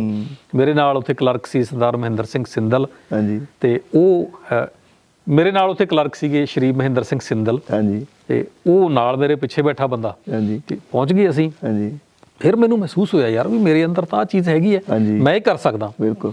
ਫਿਰ ਉਸ ਤੋਂ ਬਾਅਦ ਮੈਂ ਇੱਥੋਂ ਮੋਟਰਸਾਈਕਲ ਇੱਕ ਲਿਆ। ਅੱਛਾ ਜੀ। ਮੋਟਰਸਾਈਕਲ ਲੈ ਕੇ ਪੰਜਾਬ ਦੇ ਕਈ ਜ਼ਿਲ੍ਹਿਆਂ 'ਚ ਹੁੰਦੇ ਹੋਏ, ਮੈਂ ਤੇ ਮੇਰਾ ਇੱਕ ਸਾਥੀ ਸਰਦਾਰ ਜਗਜੀਤ ਸਿੰਘ ਚਾਹਲ, ਉਹ ਵੀ ਅਸਿਸਟੈਂਟ ਡਾਇਰੈਕਟਰ ਰਿਟਾਇਰ ਹੋਏ ਨੇ ਯੂਥ ਸਰਵਿਸ ਤੋਂ, ਫਰੀਦਕੋਟ ਤੋਂ। ਠੀਕ ਹੈ। ਅਸੀਂ ਦੋਵੇਂ ਚੱਲੇ ਤੇ ਨਾਨ ਸਟਾਪ ਅਸੀਂ ਉੱਥੇ ਪਹੁੰਚ ਗਏ। ਠੀਕ ਹੈ। ਸਰੋਹੀ ਪਹੁੰਚ ਗਏ। 22 ਘੰਟਿਆਂ ਦੇ ਵਿੱਚ ਅਸੀਂ 850 ਕਿਲੋਮੀਟਰ ਸੀ, ਰਾਤ ਸੀਗੀ ਤੇ ਮੋਟਰਸਾਈਕਲ ਵੀ ਸਾਡੇ ਕੋਲੇ ਪੁਰਾਣਾ ਸੀ, ਸੈਕਿੰਡ ਹੈਂਡ ਸੀ। ਆਰਾਮ ਨਾਲ ਅਸੀਂ ਗਏ, ਪਰ ਲਗਾਤਾਰ ਮੋਟਰਸਾਈਕਲ 22 ਘੰਟਿਆਂ 'ਚ ਅਸੀਂ ਉੱਥੇ ਲਾਤਾ। ਫਿਰ ਮੈਨੂੰ ਹੋਰ ਹੋਇਆ ਵੀ ਆਪਾਂ ਯਾਰ ਕੁਝ ਕਰ ਸਕਦੇ ਹਾਂ। ਫਿਰ ਉੱਥੋਂ ਪੋਸਟਿੰਗ ਜਦੋਂ ਮੇਰੀ ਫਰੀਦਕੋਟ ਹੋਈ ਤੇ ਮੈਨੂੰ ਕਿਸੇ ਨੇ ਦੱਸਿਆ ਸੀ ਵੀ ਲੇਹ ਲਦਾਖ ਬੜਾ ਦੁਰਗਮ ਇਲਾਕਾ ਹੈ। ਅੱਛਾ ਜੀ। ਵੀ ਉੱਥੇ ਤਾਂ ਜੀ ਜਿਹੜੇ ਹੈਗੇ ਸਨੋ ਲੈਪਰਡ ਹੁੰਦੇ ਆ, ਉੱਥੇ ਤਾਂ ਬੜੇ ਰਿਚ ਹੁੰਦੇ ਆ, ਉਹ ਬੜਾ ਭੈੜਾ ਇਲਾਕਾ ਹੈ ਉਹ। ਅੱਛਾ ਜੀ। ਤੇ ਉੱਥੇ ਮੋਟਰਸਾਈਕਲ ਤੇ ਬੰਦਾ ਜਾ ਨਹੀਂ ਸਕਦਾ ਕੋਈ। ਮੈਂ ਕਿਹਾ ਵੀ ਮੈਂ ਜਾਊਂਗਾ। ਠੀਕ ਹੈ। ਮੈਂ ਕੁਛ ਆਪਦੇ ਅੱਗੇ ਹੋਰ ਸਿਰੇ ਫਿਰੇ ਇਕੱਠੇ ਕਰ ਲਏ ਤੇ ਅਸੀਂ ਲੈ ਕੇ 12 ਮੋਟਰਸਾਈਕਲ ਸਕੂਟਰ ਸੀਗੇ ਸਾਡੇ ਕੋਲੇ। ਔਰ ਕੋਈ ਵੀ ਜਿਹੜਾ ਹੈਗਾ ਉਹ 150 ਸੀਸੀ ਤੋਂ ਵੱਡਾ ਮੋਟਰਸਾਈਕਲ ਨਹੀਂ ਸੀ ਸਾਡੇ ਕੋਲੇ। ਚੇਤਕ ਸੀਗੇ, ਬਜਾਜ ਕਬ ਸੀ, ਹੀਰੋ ਹਾਂਡਾ ਮੋਟਰਸਾਈਕਲ ਸੀ, ਇਸ ਤਰ੍ਹਾਂ ਦੇ ਜਿਹੜੇ ਸੀਗੇ ਉਹ TVS ਯੂਕੀ, ਛੋਟੇ ਛੋਟੇ ਮੋਟਰਸਾਈਕਲ। ਉਹ ਲੈ ਕੇ ਅਸੀਂ ਜਦੋਂ ਗਏ ਤੇ ਸਾਨੂੰ ਉੱਥੇ ਫਿਰ ਪਤਾ ਲੱਗਿਆ ਕਿ ਦਿੱਕਤ ਕੀ ਹੁੰਦੀ ਹੈ ਤੇ ਮੁਸੀਬਤ ਕੀ ਹੁੰਦੀ ਹੈ। ਬਿਲਕੁਲ। ਉਸ ਮੁਸੀਬਤ ਚੋਂ ਅਸੀਂ ਜਦੋਂ ਨਿਕਲ ਗਏ ਉਹ ਜਾ ਕੇ ਆਏ ਅਸੀਂ ਸਾਰਾ, ਕਿਉਂਕਿ ਕੋਈ ਤੁਹਾਨੂੰ ਉਦੋਂ ਗੂਗਲ ਬੇਬੇ ਦਾ ਜੰਮੀ ਵੀ ਨਹੀਂ ਸੀ ਅਜੇ, ਬਿਲਕੁਲ ਹਾਂਜੀ। ਤੇ ਕੋਈ ਰਸਤਾ ਦੱਸਣ ਵਾਲਾ ਨਹੀਂ ਸੀ ਹੁੰਦਾ। ਜਦੋਂ ਪਹਾੜਾਂ ਦੇ ਵਿੱਚ, ਜਦੋਂ ਅੱਜ ਵੀ ਲੇਹ ਲਦਾਖ ਦੇ ਕਈ ਐਸੇ ਇਲਾਕੇ ਹੈ ਹਾਂਜੀ ਕਿ ਤੁਸੀਂ 100-150 ਕਿਲੋਮੀਟਰ ਜਾਂਦੇ ਹੋ, ਬੰਦਾ ਵੀ ਨਹੀਂ ਮਿਲਦਾ ਤੁਹਾਨੂੰ। ਬਿਲਕੁਲ ਅੱਜ ਕੱਲ ਲੋਕ ਬੜੇ ਜਾਣ ਲੱਗ ਗਏ, ਸਾਊਥ ਵਾਲੇ ਵੀ ਜਾਣ ਲੱਗ ਗਏ, ਪਰ ਉਦੋਂ ਮੋਟਰਸਾਈਕਲ ਤੇ ਕੋਈ ਰੇਅਰ ਕੋਈ ਬੰਦੇ ਜਾਂਦੇ ਸੀ, ਕੋਈ ਬਹੁਤ ਜ਼ਿਆਦਾ ਘੱਟ ਜਾਂਦੇ ਸੀਗੇ। ਉਹ ਸਫ਼ਰ ਦੀ ਇੱਕ ਆਪਣੀ ਜਿਹੜੀ ਹੈ ਨਾ, ਉਹਦੀ ਬਿਊਟੀ ਵੀ ਸੀਗੀ ਔਰ ਮੁਸੀਬਤਾਂ ਵੀ ਬਹੁਤ ਸੀਗੀਆਂ। ਉਸ ਦੇ ਵਿੱਚ ਐਕਸੀਡੈਂਟ ਵੀ ਹੋਇਆ ਸਾਡਾ, ਫਿਰ ਵੀ ਅਸੀਂ ਬਚੇ। ਫਿਰ ਉਹ ਇੱਕ ਬੰਦੇ ਨੂੰ, ਸਾਡੇ ਨੂੰ ਹਾਈਕੋ ਹੋ ਗਈ, ਉਹਦੇ ਜਿਹੜਾ ਹੈਗਾ ਉਹ ਫੇਫੜਿਆਂ ਦੇ ਵਿੱਚ ਪਾਣੀ ਭਰ ਗਿਆ, ਤੇ ਹਾਈਕੋ ਦੇ ਨਾਲ ਬੰਦਾ 48 ਘੰਟਿਆਂ ਦੇ ਵਿੱਚ ਪਾਰ ਬੋਲ ਜਾਂਦਾ ਹੈ। ਪਰ ਉਹ ਬੰਦਾ ਵੀ ਕਿਵੇਂ ਬਚਿਆ, ਇਹ ਵੀ ਇੱਕ ਕਹਾਣੀ, ਉਹ ਮੈਂ ਆਪਣੀ ਕਿਤਾਬ ਹੈ ਮੇਰੀ ਮੁਹਿੰਮਬਾਜ਼, ਉਹਦੇ ਵਿੱਚ ਮੈਂ ਸਾਰੀ ਕਹਾਣੀ ਹੈ ਜਿਹੜੀ ਉਹ ਖੋਲ ਕੇ ਲਿਖੀ ਹੈ, ਕਿਵੇਂ ਕਿਵੇਂ ਕੀ ਚੀਜ਼ਾਂ ਹੋਈਆਂ। ਹੋਰ ਬਹੁਤ ਸਾਰੀਆਂ ਮੁਸੀਬਤਾਂ ਤਾਂ ਜਦੋਂ ਐਡਵੈਂਚਰ ਕਹਿ ਲਿਆ, ਇਹ ਹਾਂ 3 ਚੀਜ਼ਾਂ ਨੇ, 3 M ਨੇ ਐਡਵੈਂਚਰ ਦੇ, ਮਾਈਂਡ ਹੈ, ਮਨੀ ਹੈ ਤੇ ਮਸਲ ਹੈ। ਜਿਹਦੇ ਕੋਲੇ ਤਿੰਨਾਂ ਚੋਂ ਇੱਕ ਵੀ ਹੈ ਨਹੀਂ, ਉਹ ਐਡਵੈਂਚਰ ਨਹੀਂ ਕਰ ਸਕਦਾ। ਜੇ ਤੁਹਾਡੇ ਕੋਲੇ ਪੈਸਾ ਨਹੀਂ ਹੈ, ਤੁਸੀਂ ਮੋਟਰਸਾਈਕਲ ਹੀ ਨਹੀਂ ਖਰੀਦ ਸਕਦੇ। ਕਦੇ ਮੇਰੇ ਤੇ ਵੀ ਐਸਾ ਵਕਤ ਹੁੰਦਾ ਸੀ, ਮੋਟਰਸਾਈਕਲ ਖਰੀਦਣ ਨੂੰ ਪੈਸੇ ਨਹੀਂ ਸੀ, ਨਹੀਂ ਕਰ ਸਕਿਆ ਉਦੋਂ ਮੈਂ ਕੁਝ, ਉਦੋਂ ਟਰੈਕਿੰਗ ਵਗੈਰਾ ਕੀਤੀ। ਫਿਰ ਉਸ ਤੋਂ ਬਾਅਦ ਜਦੋਂ ਥੋੜਾ ਜਿਹਾ ਵੀ ਤਨਖਾਹ ਥੋੜੀ ਜਿਹੀ ਮਿਲਣ ਲੱਗ ਗਈ, ਫਿਰ ਮੋਟਰਸਾਈਕਲ ਵੀ ਖਰੀਦਿਆ। ਫਿਰ ਮਸਲ ਪਾਵਰ, ਯੂਥ ਹੈ ਜਿਹੜਾ ਮਸਲ ਹੁੰਦੇ ਆ ਉਹਦੇ ਕੋਲੇ, ਜੇ ਉਹ ਨਸ਼ਿਆਂ ਦੇ ਵਿੱਚ ਨਹੀਂ ਪਿਆ ਹੋਇਆ, ਥੋੜਾ ਜਿਹਾ ਉਹ ਕਰ ਸਕਦਾ ਹੈ। ਔਰ ਤੀਸਰਾ ਜਿਹੜਾ ਮਾਈਂਡ, ਜੇ ਤੁਹਾਡੇ ਕੋਲੇ ਮਾਈਂਡ ਨਹੀਂ ਹੈ, ਤੁਸੀਂ ਐਡਵੈਂਚਰ ਕਰਦੇ ਹੋ ਤੇ ਤੁਸੀਂ ਮਰਨਾ ਇਹ ਸਮਝ ਲਓ ਵੀ ਤੁਹਾਡਾ ਵੱਟ ਤੇ ਹੀ ਹੈ, ਕਿਉਂਕਿ ਮਾਈਂਡ ਇਹ ਦੱਸਦਾ ਹੈ ਕਿ ਯਾਰ ਆਹ ਕਰਨਾ ਤੇ ਆਹ ਨਹੀਂ ਕਰਨਾ। ਜੇ ਤੁਸੀਂ ਕੋਈ ਜੰਗਲ ਹੈਗਾ ਜਿੱਥੇ ਸ਼ੇਰ ਬਘੇਰ ਹੈਗੇ ਆ, ਤੁਸੀਂ ਕਹੋ ਐਡਵੈਂਚਰ ਆ ਤੇ ਮੈਂ ਇਕੱਲਾ ਹੀ ਬਿਨਾਂ ਟੈਂਟ ਤੋਂ, ਬਿਨਾਂ ਕਿਸੇ ਹਥਿਆਰ ਤੋਂ ਜਾਂ ਉੱਥੇ ਜਾ ਕੇ ਰਹਿ ਪਾ, ਮਰਨ ਵਾਲੀ ਗੱਲ ਹੈ। ਜਾਂ ਕਹੋ ਵੀ 50 ਮੰਜ਼ਲੀ ਇਮਾਰਤ ਹੈ ਤੇ ਉੱਥੋਂ ਮੈਂ ਤਾਂ ਛਾਲ ਮਾਰੂ ਥੱਲੇ, ਇਹ ਵੀ ਐਡਵੈਂਚਰ ਹੈ। ਮਤਲਬ ਸਿਆਣੇ ਤਾਂ ਇਹ ਕਹਿੰਦੇ ਆ ਵੀ ਐਡਵੈਂਚਰ ਮੈਨ ਤੇ ਪਾਗਲ ਦੇ ਵਿੱਚ ਵਾਲ ਜਿੰਨਾ ਹੀ ਫਰਕ ਹੁੰਦਾ, ਪਰ ਉਹ ਵਾਲ ਜਿੰਨਾ ਫਰਕ ਸਾਨੂੰ ਸਮਝਣਾ ਪੈਂਦਾ ਕਿ ਯਾਰ ਆਹ ਵਾਲ ਇੱਥੇ ਆ ਗਿਆ, ਹੁਣ ਇਹਨੂੰ ਪਿੱਛੇ ਹਟ, ਇਦੋਂ ਗਾਂਹ ਜਿਹੜਾ ਹੈਗਾ ਉਹ ਮਰਨਾ ਨਹੀਂ ਹੈ। ਸਾਡੇ ਇੰਸਟ੍ਰਕਟਰ ਸੀਗੇ ਪੈਰਾਗਲਾਈਡਿੰਗ ਦੇ ਵਿੱਚ, RP ਗੌਤਮ ਸਾਹਿਬ, ਉਹ ਮਿਲਟਰੀ ਦੇ ਵਿੱਚੋਂ ਕਰਨਲ ਰਿਟਾਇਰ ਹੋਏ ਸੀਗੇ। ਉਹਨਾਂ ਨੇ ਸਿਖਾਇਆ, ਜਦੋਂ ਕਹਿੰਦੇ ਵੀ ਦੇਖੋ ਪਹਿਲੀ ਗੱਲ ਜਿਹੜੀ ਹੈ, ਸਭ ਤੋਂ ਪਹਿਲਾਂ ਆਪਦੀ ਸਿਕਿਉਰਿਟੀ ਦਾ ਖਿਆਲ ਰੱਖਣਾ ਹੈ। ਕਹਿੰਦੇ ਸਾਰੀ ਉਮਰ ਉੱਡਣ ਦਾ ਸੰਕਲਪ ਲੈ ਕੇ ਜਾਣਾ ਹੈ, ਇਹ ਨਹੀਂ ਵੀ ਇੱਕ ਫਲਾਈਟ ਲਈ ਤੁਸੀਂ ਤੇ ਮੁੜਕੇ ਪੱਥਰ ਤੇ ਮੁੱਢੇ ਹੋਏ ਪਏ ਹੋ। ਕਹਿੰਦੇ ਫਿਰ ਇਹ ਕੀ ਹੋਇਆ, ਇਹ ਕਾਹਦੀ ਤੁਹਾਡਾ ਐਡਵੈਂਚਰ ਹੈ ਤੇ ਕਾਹਦੀ ਤੁਹਾਡੀ ਫਲਾਈਂਗ ਹੈ। ਇਹ ਕਹਿੰਦੇ ਸਾਰੀ ਉਮਰ ਫਲਾਈਂਗ ਕਰਨੀ ਹੈ, ਇਸ ਕਰਕੇ ਆਪਦੀ ਸਿਕਿਉਰਿਟੀ ਦਾ ਧਿਆਨ ਰੱਖ ਕੇ ਉਹ ਚੱਲਣਾ। ਚੱਲੇ ਆ ਤੇ ਬਹੁਤ ਹੱਦ ਤੱਕ ਸਫਲ ਹੋਏ ਆ ਅਸੀਂ। ਮਾਨ ਸਾਹਿਬ, ਤੁਹਾਡੇ ਨਾਲ ਗੱਲਬਾਤ ਕਰ ਰਹੇ ਹਾਂ, ਪਤਾ ਲੱਗ ਰਿਹਾ ਵੀ ਤੁਸੀਂ ਇਕੱਲੇ ਐਡਵੈਂਚਰ ਦੇ ਸ਼ੌਕੀਨ ਨਹੀਂ ਹੈਗੇ। ਇਹ ਐਡਵੈਂਚਰ ਦੇ ਨਾਲ ਨਾਲ ਤੁਸੀਂ ਹੋਰ ਵੀ ਗੇਮਾਂ ਕੀਤੀਆਂ ਹੋਈਆਂ, ਤੇ ਤੁਸੀਂ ਇਹ ਦੱਸੋ ਸਾਨੂੰ ਵੀ ਤੁਸੀਂ ਐਡਵੈਂਚਰ ਦੇ ਨਾਲ ਨਾਲ ਜਾਂ ਬਾਈਕਿੰਗ ਦੇ ਨਾਲ ਨਾਲ ਤੁਸੀਂ ਹੋਰ ਕਿਹੜੀ ਗੇਮ ਕੀਤੀ ਹੈ? ਗੇਮ ਢਿੱਲੋਂ ਸਾਹਿਬ, ਕਾਲਜ ਟਾਈਮ ਹੀ ਮੈਂ ਜਿਹੜਾ ਹੈਗਾ ਫੁੱਟਬਾਲ ਸਕੂਲ ਟਾਈਮ ਖੇਡਦਾ ਸੀ, ਤੇ ਕਾਲਜ ਦੇ ਵਿੱਚ ਮੈਂ ਕਾਲਜ ਦੀ ਟੀਮ ਦਾ ਜਿਹੜਾ ਹੈਗਾ ਉਹ ਬਾਸਕਟਬਾਲ ਦਾ ਮੈਂਬਰ ਹੁੰਦਾ ਸੀ। ਯੂਨੀਵਰਸਿਟੀ ਤੱਕ ਮੈਂ ਬਾਸਕਟਬਾਲ ਖੇਡਿਆ ਹੋਇਆ। ਇਸ ਤੋਂ ਇਲਾਵਾ ਹੋਰ ਕੋਈ ਗੇਮ ਜਿਹੜੀ ਹੈਗੀ ਆ ਉਹ ਨਹੀਂ, ਮੈਨੂੰ ਮੌਕਾ ਹੀ ਨਹੀਂ ਮਿਲਿਆ, ਕਿਉਂਕਿ ਮੇਰਾ ਮੇਨ ਫੀਲਡ ਜਿਹੜਾ ਕਾਲਜ ਟਾਈਮ ਹੁੰਦਾ ਸੀ ਉਹ ਕਲਚਰਲ ਐਕਟੀਵਿਟੀ ਦਾ ਸੀ। ਯੂਨੀਵਰਸਿਟੀ ਦੇ ਵਿੱਚੋਂ, ਪੰਜਾਬ ਯੂਨੀਵਰਸਿਟੀ ਦੇ ਵਿੱਚੋਂ ਮੈਂ ਗੋਲਡ ਮੈਡਲਿਸਟ ਹਾਂ ਡਿਬੇਟ ਦੇ ਵਿੱਚ, ਔਰ ਭੰਗੜੇ 'ਚ ਵੀ ਯੂਨੀਵਰਸਿਟੀ ਤੱਕ ਪਹੁੰਚੇ ਆ। ਭਾਸ਼ਣ ਮੁਕਾਬਲਿਆਂ ਦੇ ਤਾਂ ਮਤਲਬ 150 ਤੋਂ ਉੱਤੇ ਮੇਰੇ ਕੋਲੇ ਫਸਟ ਤੇ ਸੈਕੰਡ ਪ੍ਰਾਈਜ਼ ਟਰੋਫੀਆਂ ਦੇ ਸਰਟੀਫਿਕੇਟ ਉਹ ਪਏ ਆ। ਕਵਿਤਾ ਮੁਕਾਬਲੇ, ਭਾਸ਼ਣ ਮੁਕਾਬਲੇ, ਇਹ ਜਿਹੜਾ ਮੇਰਾ ਮੇਨ ਫੀਲਡ ਇਹ ਸੀ ਕਾਲਜ ਟਾਈਮ। ਤੇ ਬਾਕੀ ਹੋਰ ਗੇਮ ਖੇਡਣ ਦਾ ਤਾਂ ਫਿਰ ਮੈਨੂੰ ਟਾਈਮ ਹੀ ਨਹੀਂ ਮਿਲਿਆ, ਇਸੇ ਗੱਲ ਦੇ ਵਿੱਚ ਹੀ ਰੁੱਝੇ ਰਹਿੰਦੇ ਸੀ। ਇਹ ਤੁਹਾਡੀ ਜਿਹੜੀ ਹੈਗੀ ਆਪਣੀ ਐਡਵੈਂਚਰ ਗੇਮ ਬਾਈਕਿੰਗ ਵਾਲੀ ਤੇ ਤੁਹਾਡੀ ਜੌਬ ਜਿਹੜੀ ਸੀਗੀ, ਇਹ ਅਸਲ 'ਚ ਆਪਣੇ ਆਪ ਦੇ ਵਿੱਚ ਹੀ ਬਹੁਤ ਵੱਡੀ ਗੇਮ ਸੀ ਜੀ। ਤੇ ਮਾਨ ਸਾਹਿਬ, ਅਸੀਂ ਦੇਖਦੇ ਹਾਂ ਵੀ ਤੁਸੀਂ ਰਿਟਾਇਰ ਹੋ ਚੁੱਕੇ ਹੋ, ਤਕਰੀਬਨ ਤੁਹਾਡੀ ਮੇਰੇ ਖਿਆਲ ਵੀ 62-63 ਸਾਲ ਉਮਰ ਹੋ ਗਈ। 62 ਸਾਲ ਉਮਰ ਹੈ। ਹਾਂਜੀ। ਤੇ ਪਰ ਤੁਹਾਡੀ ਜਿਹੜੀ ਸਿਹਤ ਪੱਖੋਂ ਤੁਸੀਂ ਪ੍ਰਮਾਤਮਾ ਦੀ ਕਿਰਪਾ ਨਾਲ ਹਲੇ ਤੰਦਰੁਸਤ ਹੋ। ਤੇ ਮੈਨੂੰ ਥੋੜ੍ਹਾ ਜਿਹਾ ਆਪਣੀ ਲਾਈਫ ਬਾਰੇ, ਆਪਣੀ ਜ਼ਿੰਦਗੀ ਬਾਰੇ ਵੀ ਚਾਨਣਾ ਪਾਓ ਕਿ ਤੁਹਾਨੂੰ ਕੋਈ ਜ਼ਿੰਦਗੀ 'ਚ ਕਦੇ ਕੋਈ ਇਹੋ ਜਿਹੀ ਕਿਸੇ ਕਿਸਮ ਦੀ ਮੁਸੀਬਤ ਕਹਿ ਲਓ ਕੋਈ ਆਈ ਹੋਵੇ। ਵੈਸੇ ਤਾਂ ਕਹਿੰਦੇ ਆ ਵੀ ਜਿਹੜਾ ਹੈਗਾ ਮੁਸੀਬਤ ਦਾ ਹੱਲ ਉਹਦੇ ਵਿੱਚ ਹੀ ਲੁਕਿਆ ਹੁੰਦਾ, ਤੇ ਉਹਨੂੰ ਲੱਭਣ ਵਾਲਾ ਜਿਹੜਾ ਸਾਡੇ ਕੋਲ ਮਾਈਂਡ ਹੋਣਾ ਚਾਹੀਦਾ। ਤੇ ਕੀ ਤੁਹਾਨੂੰ ਕਦੇ ਇਹੋ ਜਿਹੀ ਕੋਈ ਪ੍ਰੋਬਲਮ ਆਈ ਹੋਵੇ ਜਿੱਥੇ ਤੁਸੀਂ ਡਾਊਨਲੋਡ ਹੋਏ ਹੋ? ਹਾਂ, ਕਈ ਵਾਰ ਆਈ, ਪਰ ਹਰ ਵਾਰੀ ਕੁਦਰਤ ਨੇ ਮੈਨੂੰ ਹੱਥ ਦੇ ਕੇ ਰੱਖਿਆ। ਮੈਂ ਤੁਹਾਨੂੰ ਹੈਰਾਨੀ ਦੀ ਗੱਲ ਦੱਸਦਾ ਵੀ ਇੱਕ ਵਾਰੀ ਤਾਂ ਮੈਂ ਚੰਬਲ 'ਚ ਡਾਕੂ ਬਣਨ ਚਲਾ ਗਿਆ ਸੀ। ਅੱਛਾ ਜੀ, ਠੀਕ ਹੈ। ਵੀ ਚਲੋ ਯਾਰ ਇਹਦੇ ਨਾਲੋਂ ਤਾਂ ਡਾਕੂ ਹੀ ਬਣਨਾ ਠੀਕ ਹੈ। ਅੱਛਾ ਜੀ।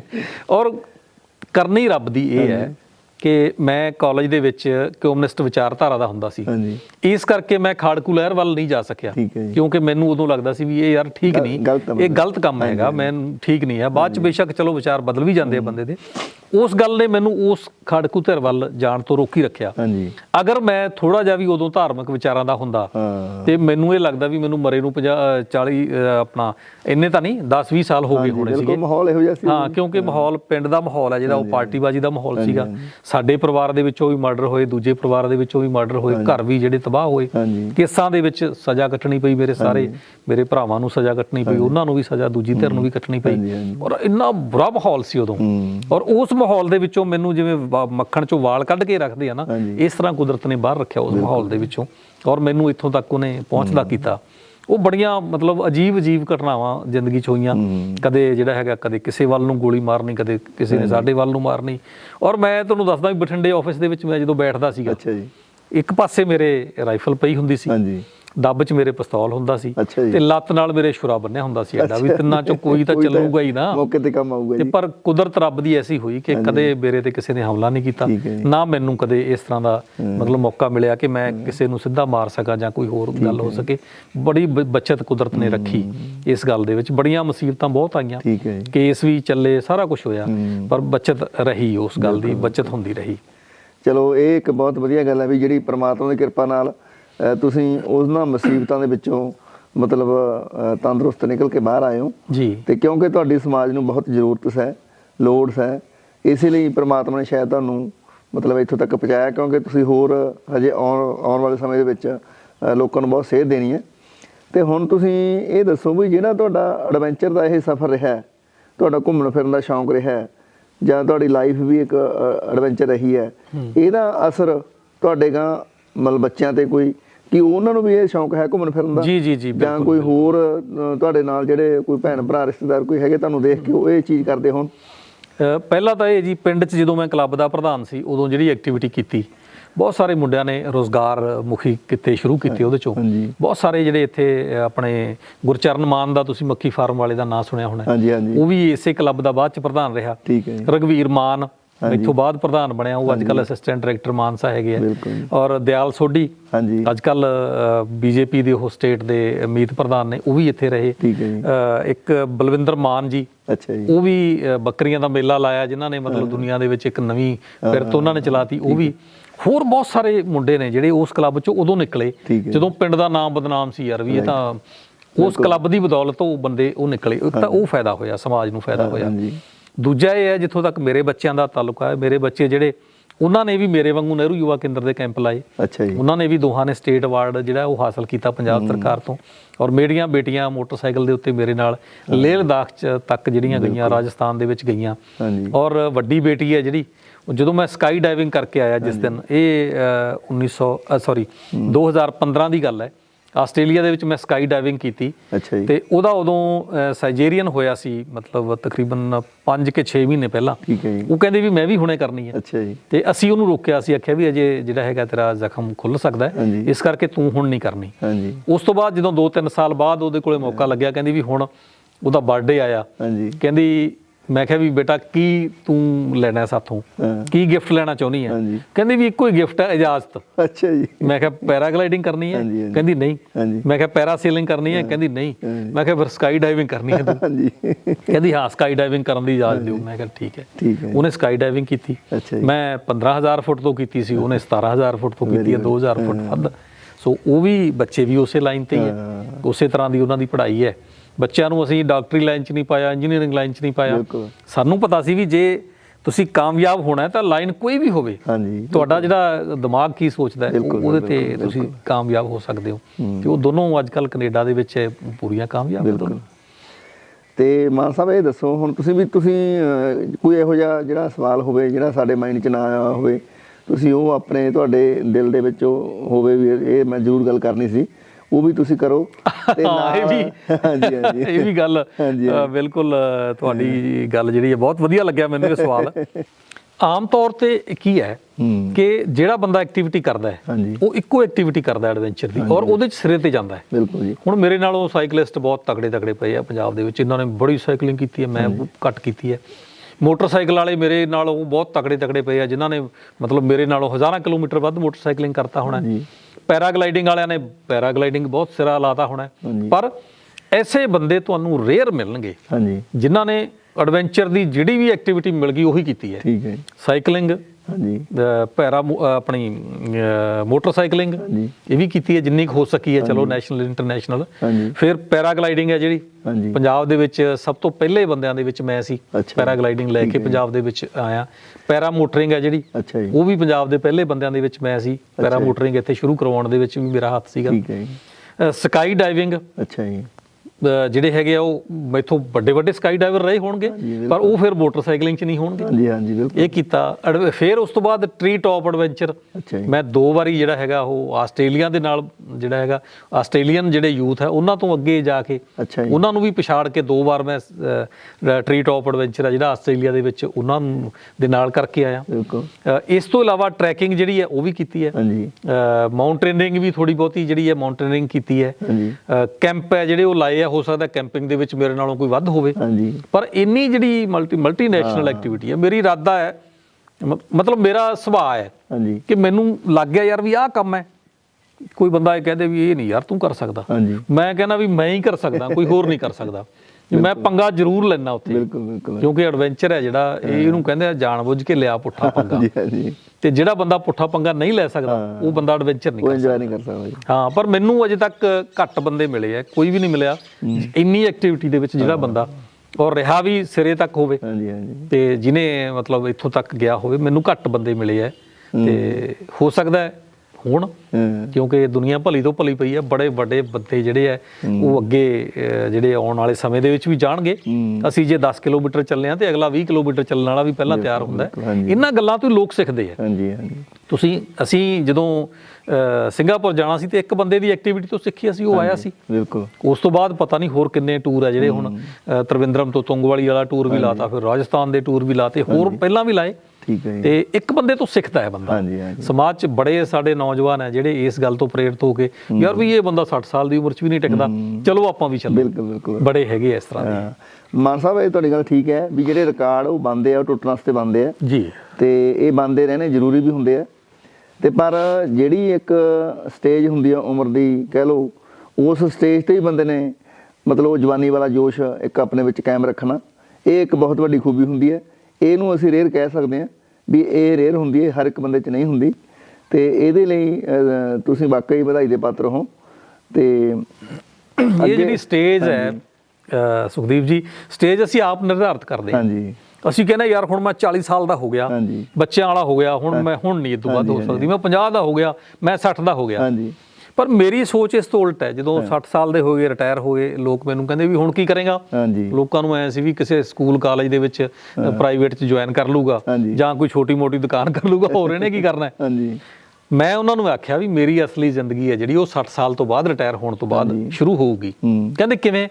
ਮੈਂ ਕਿਹਾ ਵੀ ਦੇਖੋ, ਬਚਪਨ 'ਚ ਬੰਦਾ ਮਾਂ ਪਿਓ ਦੇ ਡਿਸਿਪਲਿਨ ਦੇ ਵਿੱਚ ਹੁੰਦਾ, ਜਦੋਂ ਘਰ ਵਾਲੀ ਆ ਜਾਂਦੀ ਹੈ ਘਰ ਵਾਲੀ ਦਾ ਡਿਸਿਪਲਿਨ ਆ ਜਾਂਦਾ, ਬੱਚਿਆਂ ਦਾ ਡਿਸਿਪਲਿਨ ਆ ਜਾਂਦਾ, ਕਿਉਂਕਿ ਉਸ ਤੋਂ ਬਾਅਦ ਪਰਿਵਾਰ ਦੇ ਡਿਸਿਪਲਿਨ ਤੋਂ ਬਾਹਰ ਨਹੀਂ ਬੰਦਾ ਜਾ ਸਕਦਾ। ਜਦੋਂ ਨੌਕਰੀ 'ਚ ਆ ਗਿਆ ਫਿਰ ਸਰਕਾਰ ਦਾ ਡਿਸਿਪਲਿਨ ਆ ਜਾਂਦਾ। ਉਦੋਂ ਬਾਅਦ ਬੰਦਾ, ਬੇਸ਼ੱਕ ਮੈਂ ਉਹ ਵੀ ਤੋੜਦਾ ਰਿਹਾ, ਮੌਕੇ ਜਦੋਂ ਮੈਨੂੰ ਮੌਕਾ ਮਿਲਦਾ ਉਦੋਂ ਵੀ ਮੈਂ ਬਾਹਰ ਚਲਾ ਜਾਂਦਾ ਸੀ। ਚਲੋ ਇਹ ਤਾਂ ਕੁਦਰਤ ਕਰਕੇ ਮੈਂ ਬਚ ਜਾਂਦਾ ਸੀ। ਉਹ ਡਿਸਿਪਲਿਨ ਦੇ ਵਿੱਚ ਤੁਹਾਨੂੰ ਰਹਿਣਾ ਹੀ ਪੈਂਦਾ। ਬਿਲਕੁਲ।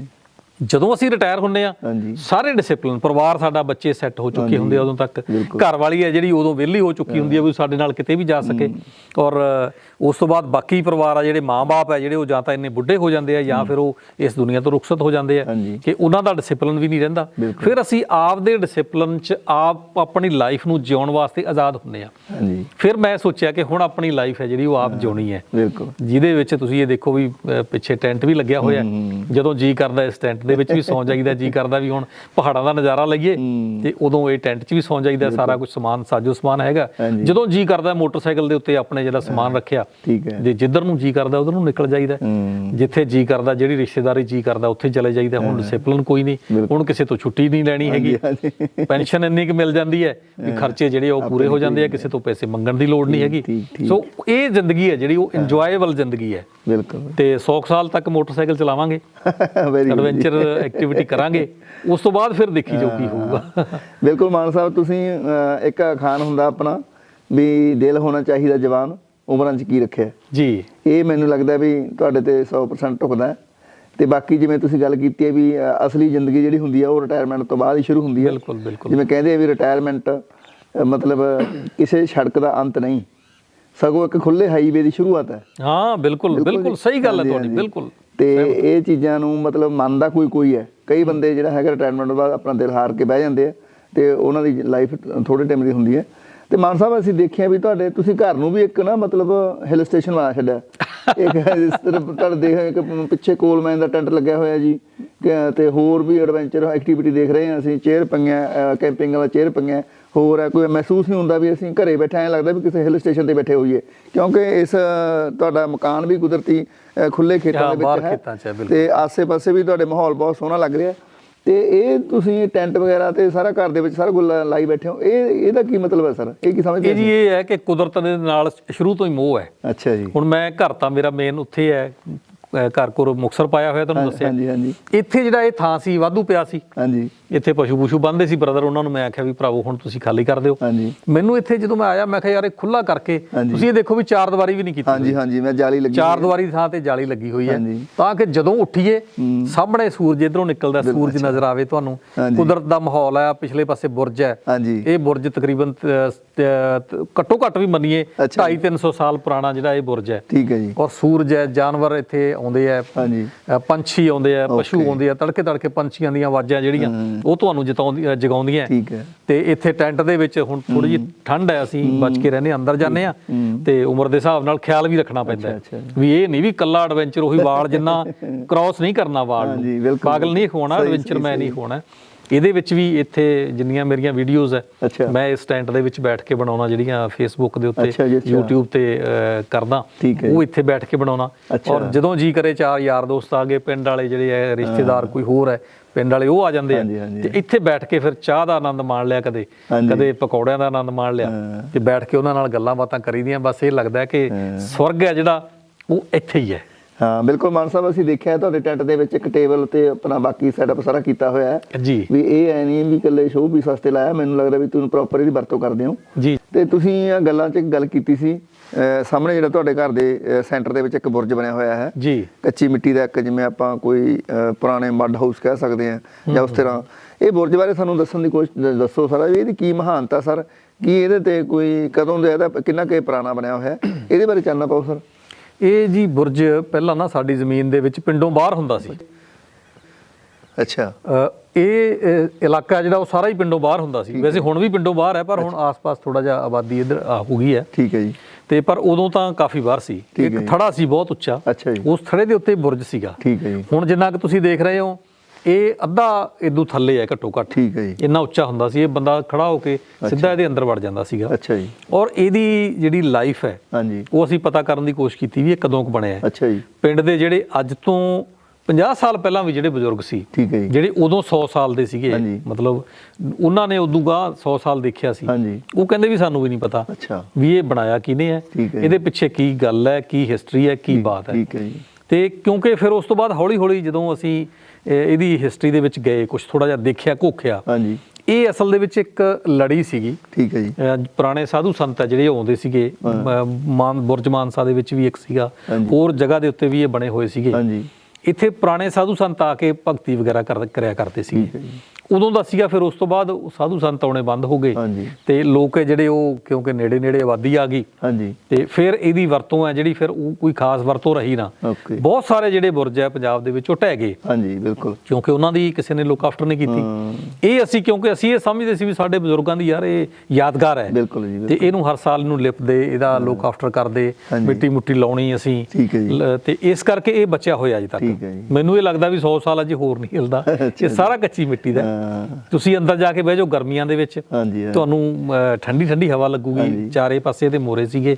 ਔਰ ਜੇ ਤੁਸੀਂ ਸਰਦੀਆਂ 'ਚ ਜਾ ਕੇ ਅੰਦਰ ਬਹਿ ਜਾਓ ਤੁਹਾਨੂੰ ਠੰਡ ਨਹੀਂ ਲੱਗੂਗੀ, ਬੇਸ਼ੱਕ ਸਿੰਪਲ ਕੱਪੜਿਆਂ ਦੇ ਵਿੱਚ ਵੀ ਤੁਸੀਂ ਬੈਠੇ ਰਹੋ, ਸਾਰਾ ਮਿੱਟੀ ਦਾ ਬਣਿਆ ਹੋਇਆ ਹੈ। ਔਰ ਇਹ ਬੜੀ ਇਤਿਹਾਸਕ ਵੀ ਚੀਜ਼ ਹੈ ਔਰ ਕਲਚਰਲ ਵੀ ਚੀਜ਼ ਹੈ ਇਹ, ਤੇ ਨਾਲ ਦੀ ਨਾਲ ਪਰਿਵਾਰ ਦਾ ਇੱਕ ਬਹੁਤ ਵੱਡਾ ਇਹ ਸਾਡਾ ਜਾਇਦਾਦ ਹੀ ਹੈ। ਬਿਲਕੁਲ ਸਰ, ਹੁਣ ਇਹ ਮੇਰੇ ਘਰ ਦੇ ਵਿਚਕਾਰ ਆ ਗਿਆ ਤੇ ਮੇਰੇ ਵਾਸਤੇ ਤਾਂ ਇਹੀ ਵੱਡੀ ਗੱਲ ਹੈ, ਇਦੋਂ ਵੱਡੀ ਜਾਇਦਾਦ ਤਾਂ ਹੋ ਹੀ ਨਹੀਂ ਸਕਦੀ ਕਿਸੇ ਦੀ। ਸਹੀ ਗੱਲ ਹੈ ਤੁਹਾਡੀ। ਬਾਕੀ ਅਜਿਹੀਆਂ ਚੀਜ਼ਾਂ ਨੂੰ ਸਾਹਮਣਾ ਉਹ ਵੀ ਮੇਰਾ ਆਪਣੇ ਆਪ ਦੇ ਵਿੱਚ ਇੱਕ ਖੂਬੀ ਹੁੰਦੀ ਹੈ ਜੀ। ਹਰੇਕ ਬੰਦਾ ਜਿਹੜਾ ਹੈਗਾ ਅੱਜ ਕੱਲ੍ਹ, ਹਰੇਕ ਬੰਦਾ ਕਹਿੰਦਾ ਵੀ ਪੁਰਾਣੀ ਚੀਜ਼ ਢਾਹ ਦਿਓ ਜੀ, ਢਾਹ ਕੇ ਤੇ ਫਰਸ਼ ਲਾ ਦਿਓ, ਕਿ ਟਾਇਲਾਂ ਲਾ ਦਿਓ ਜਾਂ ਇੱਥੇ ਕਮਰਾ ਪਾ ਦਿਓ। ਇਹ ਵੀ ਇੱਕ ਤੁਹਾਡਾ ਬੜੱਪਣ ਕਹਿ ਲਓ, ਖੂਬੀ ਕਹਿ ਲਓ, ਜਾਂ ਤੁਹਾਡਾ ਇੱਕ ਗੁਣ ਹੈ ਜਿਹੜਾ ਤੁਸੀਂ ਆਪਣੇ ਬਜ਼ੁਰਗਾਂ ਜਾਂ ਆਪਣੀ ਜਿਹੜੀ ਪੀੜ੍ਹੀ ਦੀ ਪੁਰਾਣੀ ਇੱਕ ਯਾਦ ਹੈ ਉਹਨੂੰ ਇੰਨੇ ਵਧੀਆ ਤਰੀਕੇ ਨਾਲ ਸਾਂਭ ਸੰਭਾਲ ਕੇ ਰੱਖਿਆ ਹੋਇਆ ਤੇ ਚਲੋ ਜਿੰਨਾ ਕੁ ਪ੍ਰਮਾਤਮਾ ਨੇ ਸਮਰੱਥਾ ਦਿੱਤੀ ਹੈ ਹਾਂਜੀ ਹਾਂਜੀ ਜੀ ਹਾਂਜੀ ਤੇ ਤੁਸੀਂ ਇਹ ਦੇਖੋ ਕਿ ਆ ਜਿਹੜਾ ਸਾਡੇ ਬਜ਼ੁਰਗਾਂ ਦੀਆਂ ਪਾਈਆਂ ਹੋਈਆਂ ਸਵਾਤਾਂ ਸੀ ਹਾਂਜੀ ਤੇ ਇੱਥੇ ਪਹਿਲਾਂ ਪਸ਼ੂ ਬੰਨਿਆ ਕਰਦੇ ਸੀ, ਤੂੜੀ ਵੀ ਪਾਇਆ ਕਰਦੇ ਸੀ। ਬਿਲਕੁਲ ਬਿਲਕੁਲ ਮੈਂ ਕਿਹਾ ਵੀ ਇਹ ਢਾਉਣੀ ਨਹੀਂ ਹੈ ਆਪਾਂ, ਹਾਂਜੀ ਅੱਛਾ ਇਹ ਢਾ ਕੇ ਤਾਂ ਗੱਲ ਖਤਮ ਹੋ ਹਾਂਜੀ ਜੂਗੀ। ਬਿਲਕੁਲ ਫਿਰ ਇਹ ਫਲੈਕਸ ਵਾਲੇ ਨਾਲ ਮੈਂ ਗੱਲ ਕੀਤੀ, ਫਲੈਕਸ ਲਾ ਕੇ ਇਹਨੂੰ ਤੇ ਥੋੜਾ ਜਿਹਾ ਇਹਦਾ ਰੰਗ ਰੂਪ ਹੈ ਜਿਹੜਾ ਉਹ ਸੁਧਾਰ ਲਿਆ ਬਿਲਕੁਲ ਤੇ ਇਹ ਮਾਡਰਨ ਵੀ ਬਣ ਗਏ, ਵਧੀਆ ਲੱਗਦਾ ਜੀ ਹਾਂ ਢਾਈ ਵੀ ਨਹੀਂ ਔਰ ਮਾਡਰਨ ਵੀ ਬਣ ਗਈ ਚੀਜ਼, ਇਹ ਸੋਹਣੀ ਲੱਗਦੀ ਹੈ ਵੇਖਣ ਨੂੰ। ਤੇ ਮਾਨ ਸਾਹਿਬ ਆਪਾਂ ਹੁਣ ਵੇਖੀਏ ਵੀ ਕਾਫੀ ਆਪਾਂ ਤੁਹਾਡੇ ਐਡਵੈਂਚਰ ਬਾਰੇ, ਤੁਹਾਡੀ ਲਾਈਫ ਬਾਰੇ ਤੇ ਗੱਲਾਂ ਕੀਤੀਆਂ ਜਿਨ੍ਹਾਂ ਤੋਂ ਬਹੁਤ ਜ਼ਿਆਦਾ ਸਾਨੂੰ ਕੁਝ ਸਿੱਖਣ ਨੂੰ ਮਿਲਿਆ। ਤੇ ਹੁਣ ਇੱਕ ਸਵਾਲ ਮੈਂ ਤੁਹਾਨੂੰ ਇਹ ਪੁੱਛਣਾ ਚਾਹੁੰਦਾ ਹੈ, ਜਿਹੜੇ ਤੁਸੀਂ ਇੰਨਾ ਘੁੰਮੇ ਹੋ, ਇੰਨਾ ਐਡਵੈਂਚਰ ਕੀਤਾ ਹੈ ਜੀ ਆਪਣੀ ਲਾਈਫ ਦੇ ਵਿੱਚ, ਚਲੋ ਜਿੰਨਾ ਕੁ ਵੀ ਹੋਇਆ, ਮੈਂ ਇਹ ਤਾਂ ਨਹੀਂ ਕਹਿੰਦਾ ਵੀ ਬਹੁਤ ਜ਼ਿਆਦਾ ਮੈਂ ਕਰ ਲਿਆ, ਮੇਰੇ ਤੋਂ ਉੱਤੇ ਤਾਂ ਬੜੇ ਲੋਕ ਹੋਏ। ਉਹਦੇ ਚ ਕੀ ਹੈ ਵੀ ਤੁਸੀਂ ਜਿਹੜੇ ਅੱਜ ਦੇ ਨਵੇਂ ਮੇਰੇ ਵਰਗੇ ਕੋਈ ਜਾਂ ਮੇਰੇ ਹੋਰ ਭੈਣ ਭਰਾ ਤੁਹਾਡੇ ਵਰਗੇ ਦਰਸ਼ਕ ਤੁਸੀਂ ਪਹਿਲਾਂ ਹੀ ਮੇਰੇ ਤੋਂ ਅੱਗੇ ਹੋ ਬਹੁਤ, ਉਹ ਜਿਹੜੇ ਘਮੱਕੜੀ ਕਰਦੇ ਆ ਜਾਂ ਘੁੰਮਦੇ ਫਿਰਦੇ ਆ ਜਾਂ ਲੇਹ ਲਦਾਖ ਜਾਂ ਹੋਰ ਆਸੇ-ਪਾਸੇ ਜਾਂਦੇ ਆ ਮੋਟਰਸਾਈਕਲਾਂ ਤੇ ਆਪਣਿਆਂ ਤੇ ਉਹਨਾਂ ਲਈ ਤੁਸੀਂ ਕੋਈ ਸਲਾਹ, ਕੋਈ ਮਸ਼ਵਰਾ, ਕੋਈ ਸੁਜੈਸ਼ਨ ਜਾਂ ਕੋਈ ਉਹ ਜਿਹੜਾ ਉਹ ਕਿਸ ਤਰ੍ਹਾਂ ਮਤਲਬ ਉਹ ਟੂਰ ਨੂੰ ਇਹ ਸਵਾਲ ਤੁਹਾਡਾ ਬਹੁਤ ਵਧੀਆ ਹੈ, ਉਹਦੇ ਬਾਰੇ ਬਹੁਤ ਵਧੀਆ ਸਵਾਲ ਤੁਸੀਂ ਕੀਤਾ ਹੈ। ਮੈਂ ਸਿਰਫ ਮਤਲਬ ਜਿੰਨਾ ਕੁ ਮੈਨੂੰ ਅਕਲ ਹੈ ਹਾਂਜੀ ਜਾਂ ਮੇਰੀ ਦਿਮਾਗੀ ਸਮਰੱਥਾ ਹੈਗੀ ਉਹਦੇ ਚ ਮੈਂ ਸਿਰਫ ਦੋ ਗੱਲਾਂ ਕਹਿਣੀ ਚਾਹੂੰਗਾ। ਠੀਕ ਹੈ ਜੀ। ਕਿ ਦੇਖੋ ਮੋਟਰਸਾਈਕਲ ਤੇ ਜਾਣਾ ਜਾਂ ਐਡਵੈਂਚਰ ਕਰਨਾ ਕੋਈ ਬਹੁਤ ਜ਼ਿਆਦਾ ਅਸੰਭਵ ਕੰਮ ਨਹੀਂ ਹੈ, ਠੀਕ ਹੈ ਜੀ, ਕਰ ਸਕਦੇ ਆ। ਅੱਛਾ ਜੀ। ਪਰ ਜਿਹੜੀ ਵੀ ਤੁਸੀਂ ਚੀਜ਼ ਕਰਦੇ ਹੋ, ਹਾਂਜੀ, ਅਗਰ ਤੁਸੀਂ ਮੋਟਰਸਾਈਕਲਿੰਗ ਕਰਦੇ ਹੋ ਹਾਂਜੀ, ਤੇ ਤੁਹਾਡੇ ਕੋਲੇ ਰਾਈਡਿੰਗ ਜੈਕਟ ਜ਼ਰੂਰੀ ਹੈ, ਬਿਲਕੁਲ, ਤੁਹਾਡਾ ਹੈਲਮਟ ਜ਼ਰੂਰੀ ਹੈ, ਹਾਂਜੀ, ਤੁਹਾਡੀ ਜਿਹੜੀ ਹੈਗੀ ਹੈ ਰਾਈਡਿੰਗ ਪੈਂਟ ਜ਼ਰੂਰੀ ਹੈ, ਤੁਹਾਡੇ ਬੂਟ ਜ਼ਰੂਰੀ ਹੈ, ਮੋਟਰਸਾਈਕਲ ਦੇ ਉੱਤੇ ਇੰਨੀ ਕੁ ਐਕਸੈਸਰੀ ਹੋਵੇ ਕਿ ਜਿਹਦੇ ਨਾਲ ਤੁਸੀਂ ਬਚ ਸਕੋ। ਬਿਲਕੁਲ ਵੀ ਬੇਵਕੂਫ ਹੋ ਕੇ ਨਹੀਂ, ਉਹ ਵਾਲ ਜਿੰਨਾ ਜਿਹੜਾ ਉਹ ਨਹੀਂ ਪੂਰਾ ਕਰਨਾ। ਆਪਣੀ ਜਿਹੜੀ ਸਿਕਿਉਰਿਟੀ ਹੈ, ਆਪਣੀ ਲਾਈਫ ਬਹੁਤ ਕੀਮਤੀ ਚੀਜ਼ ਹੈ। ਬਿਲਕੁਲ ਸਰ, ਇਹਨੂੰ ਦਾਅ ਤੇ ਨਹੀਂ ਲਾਉਣਾ।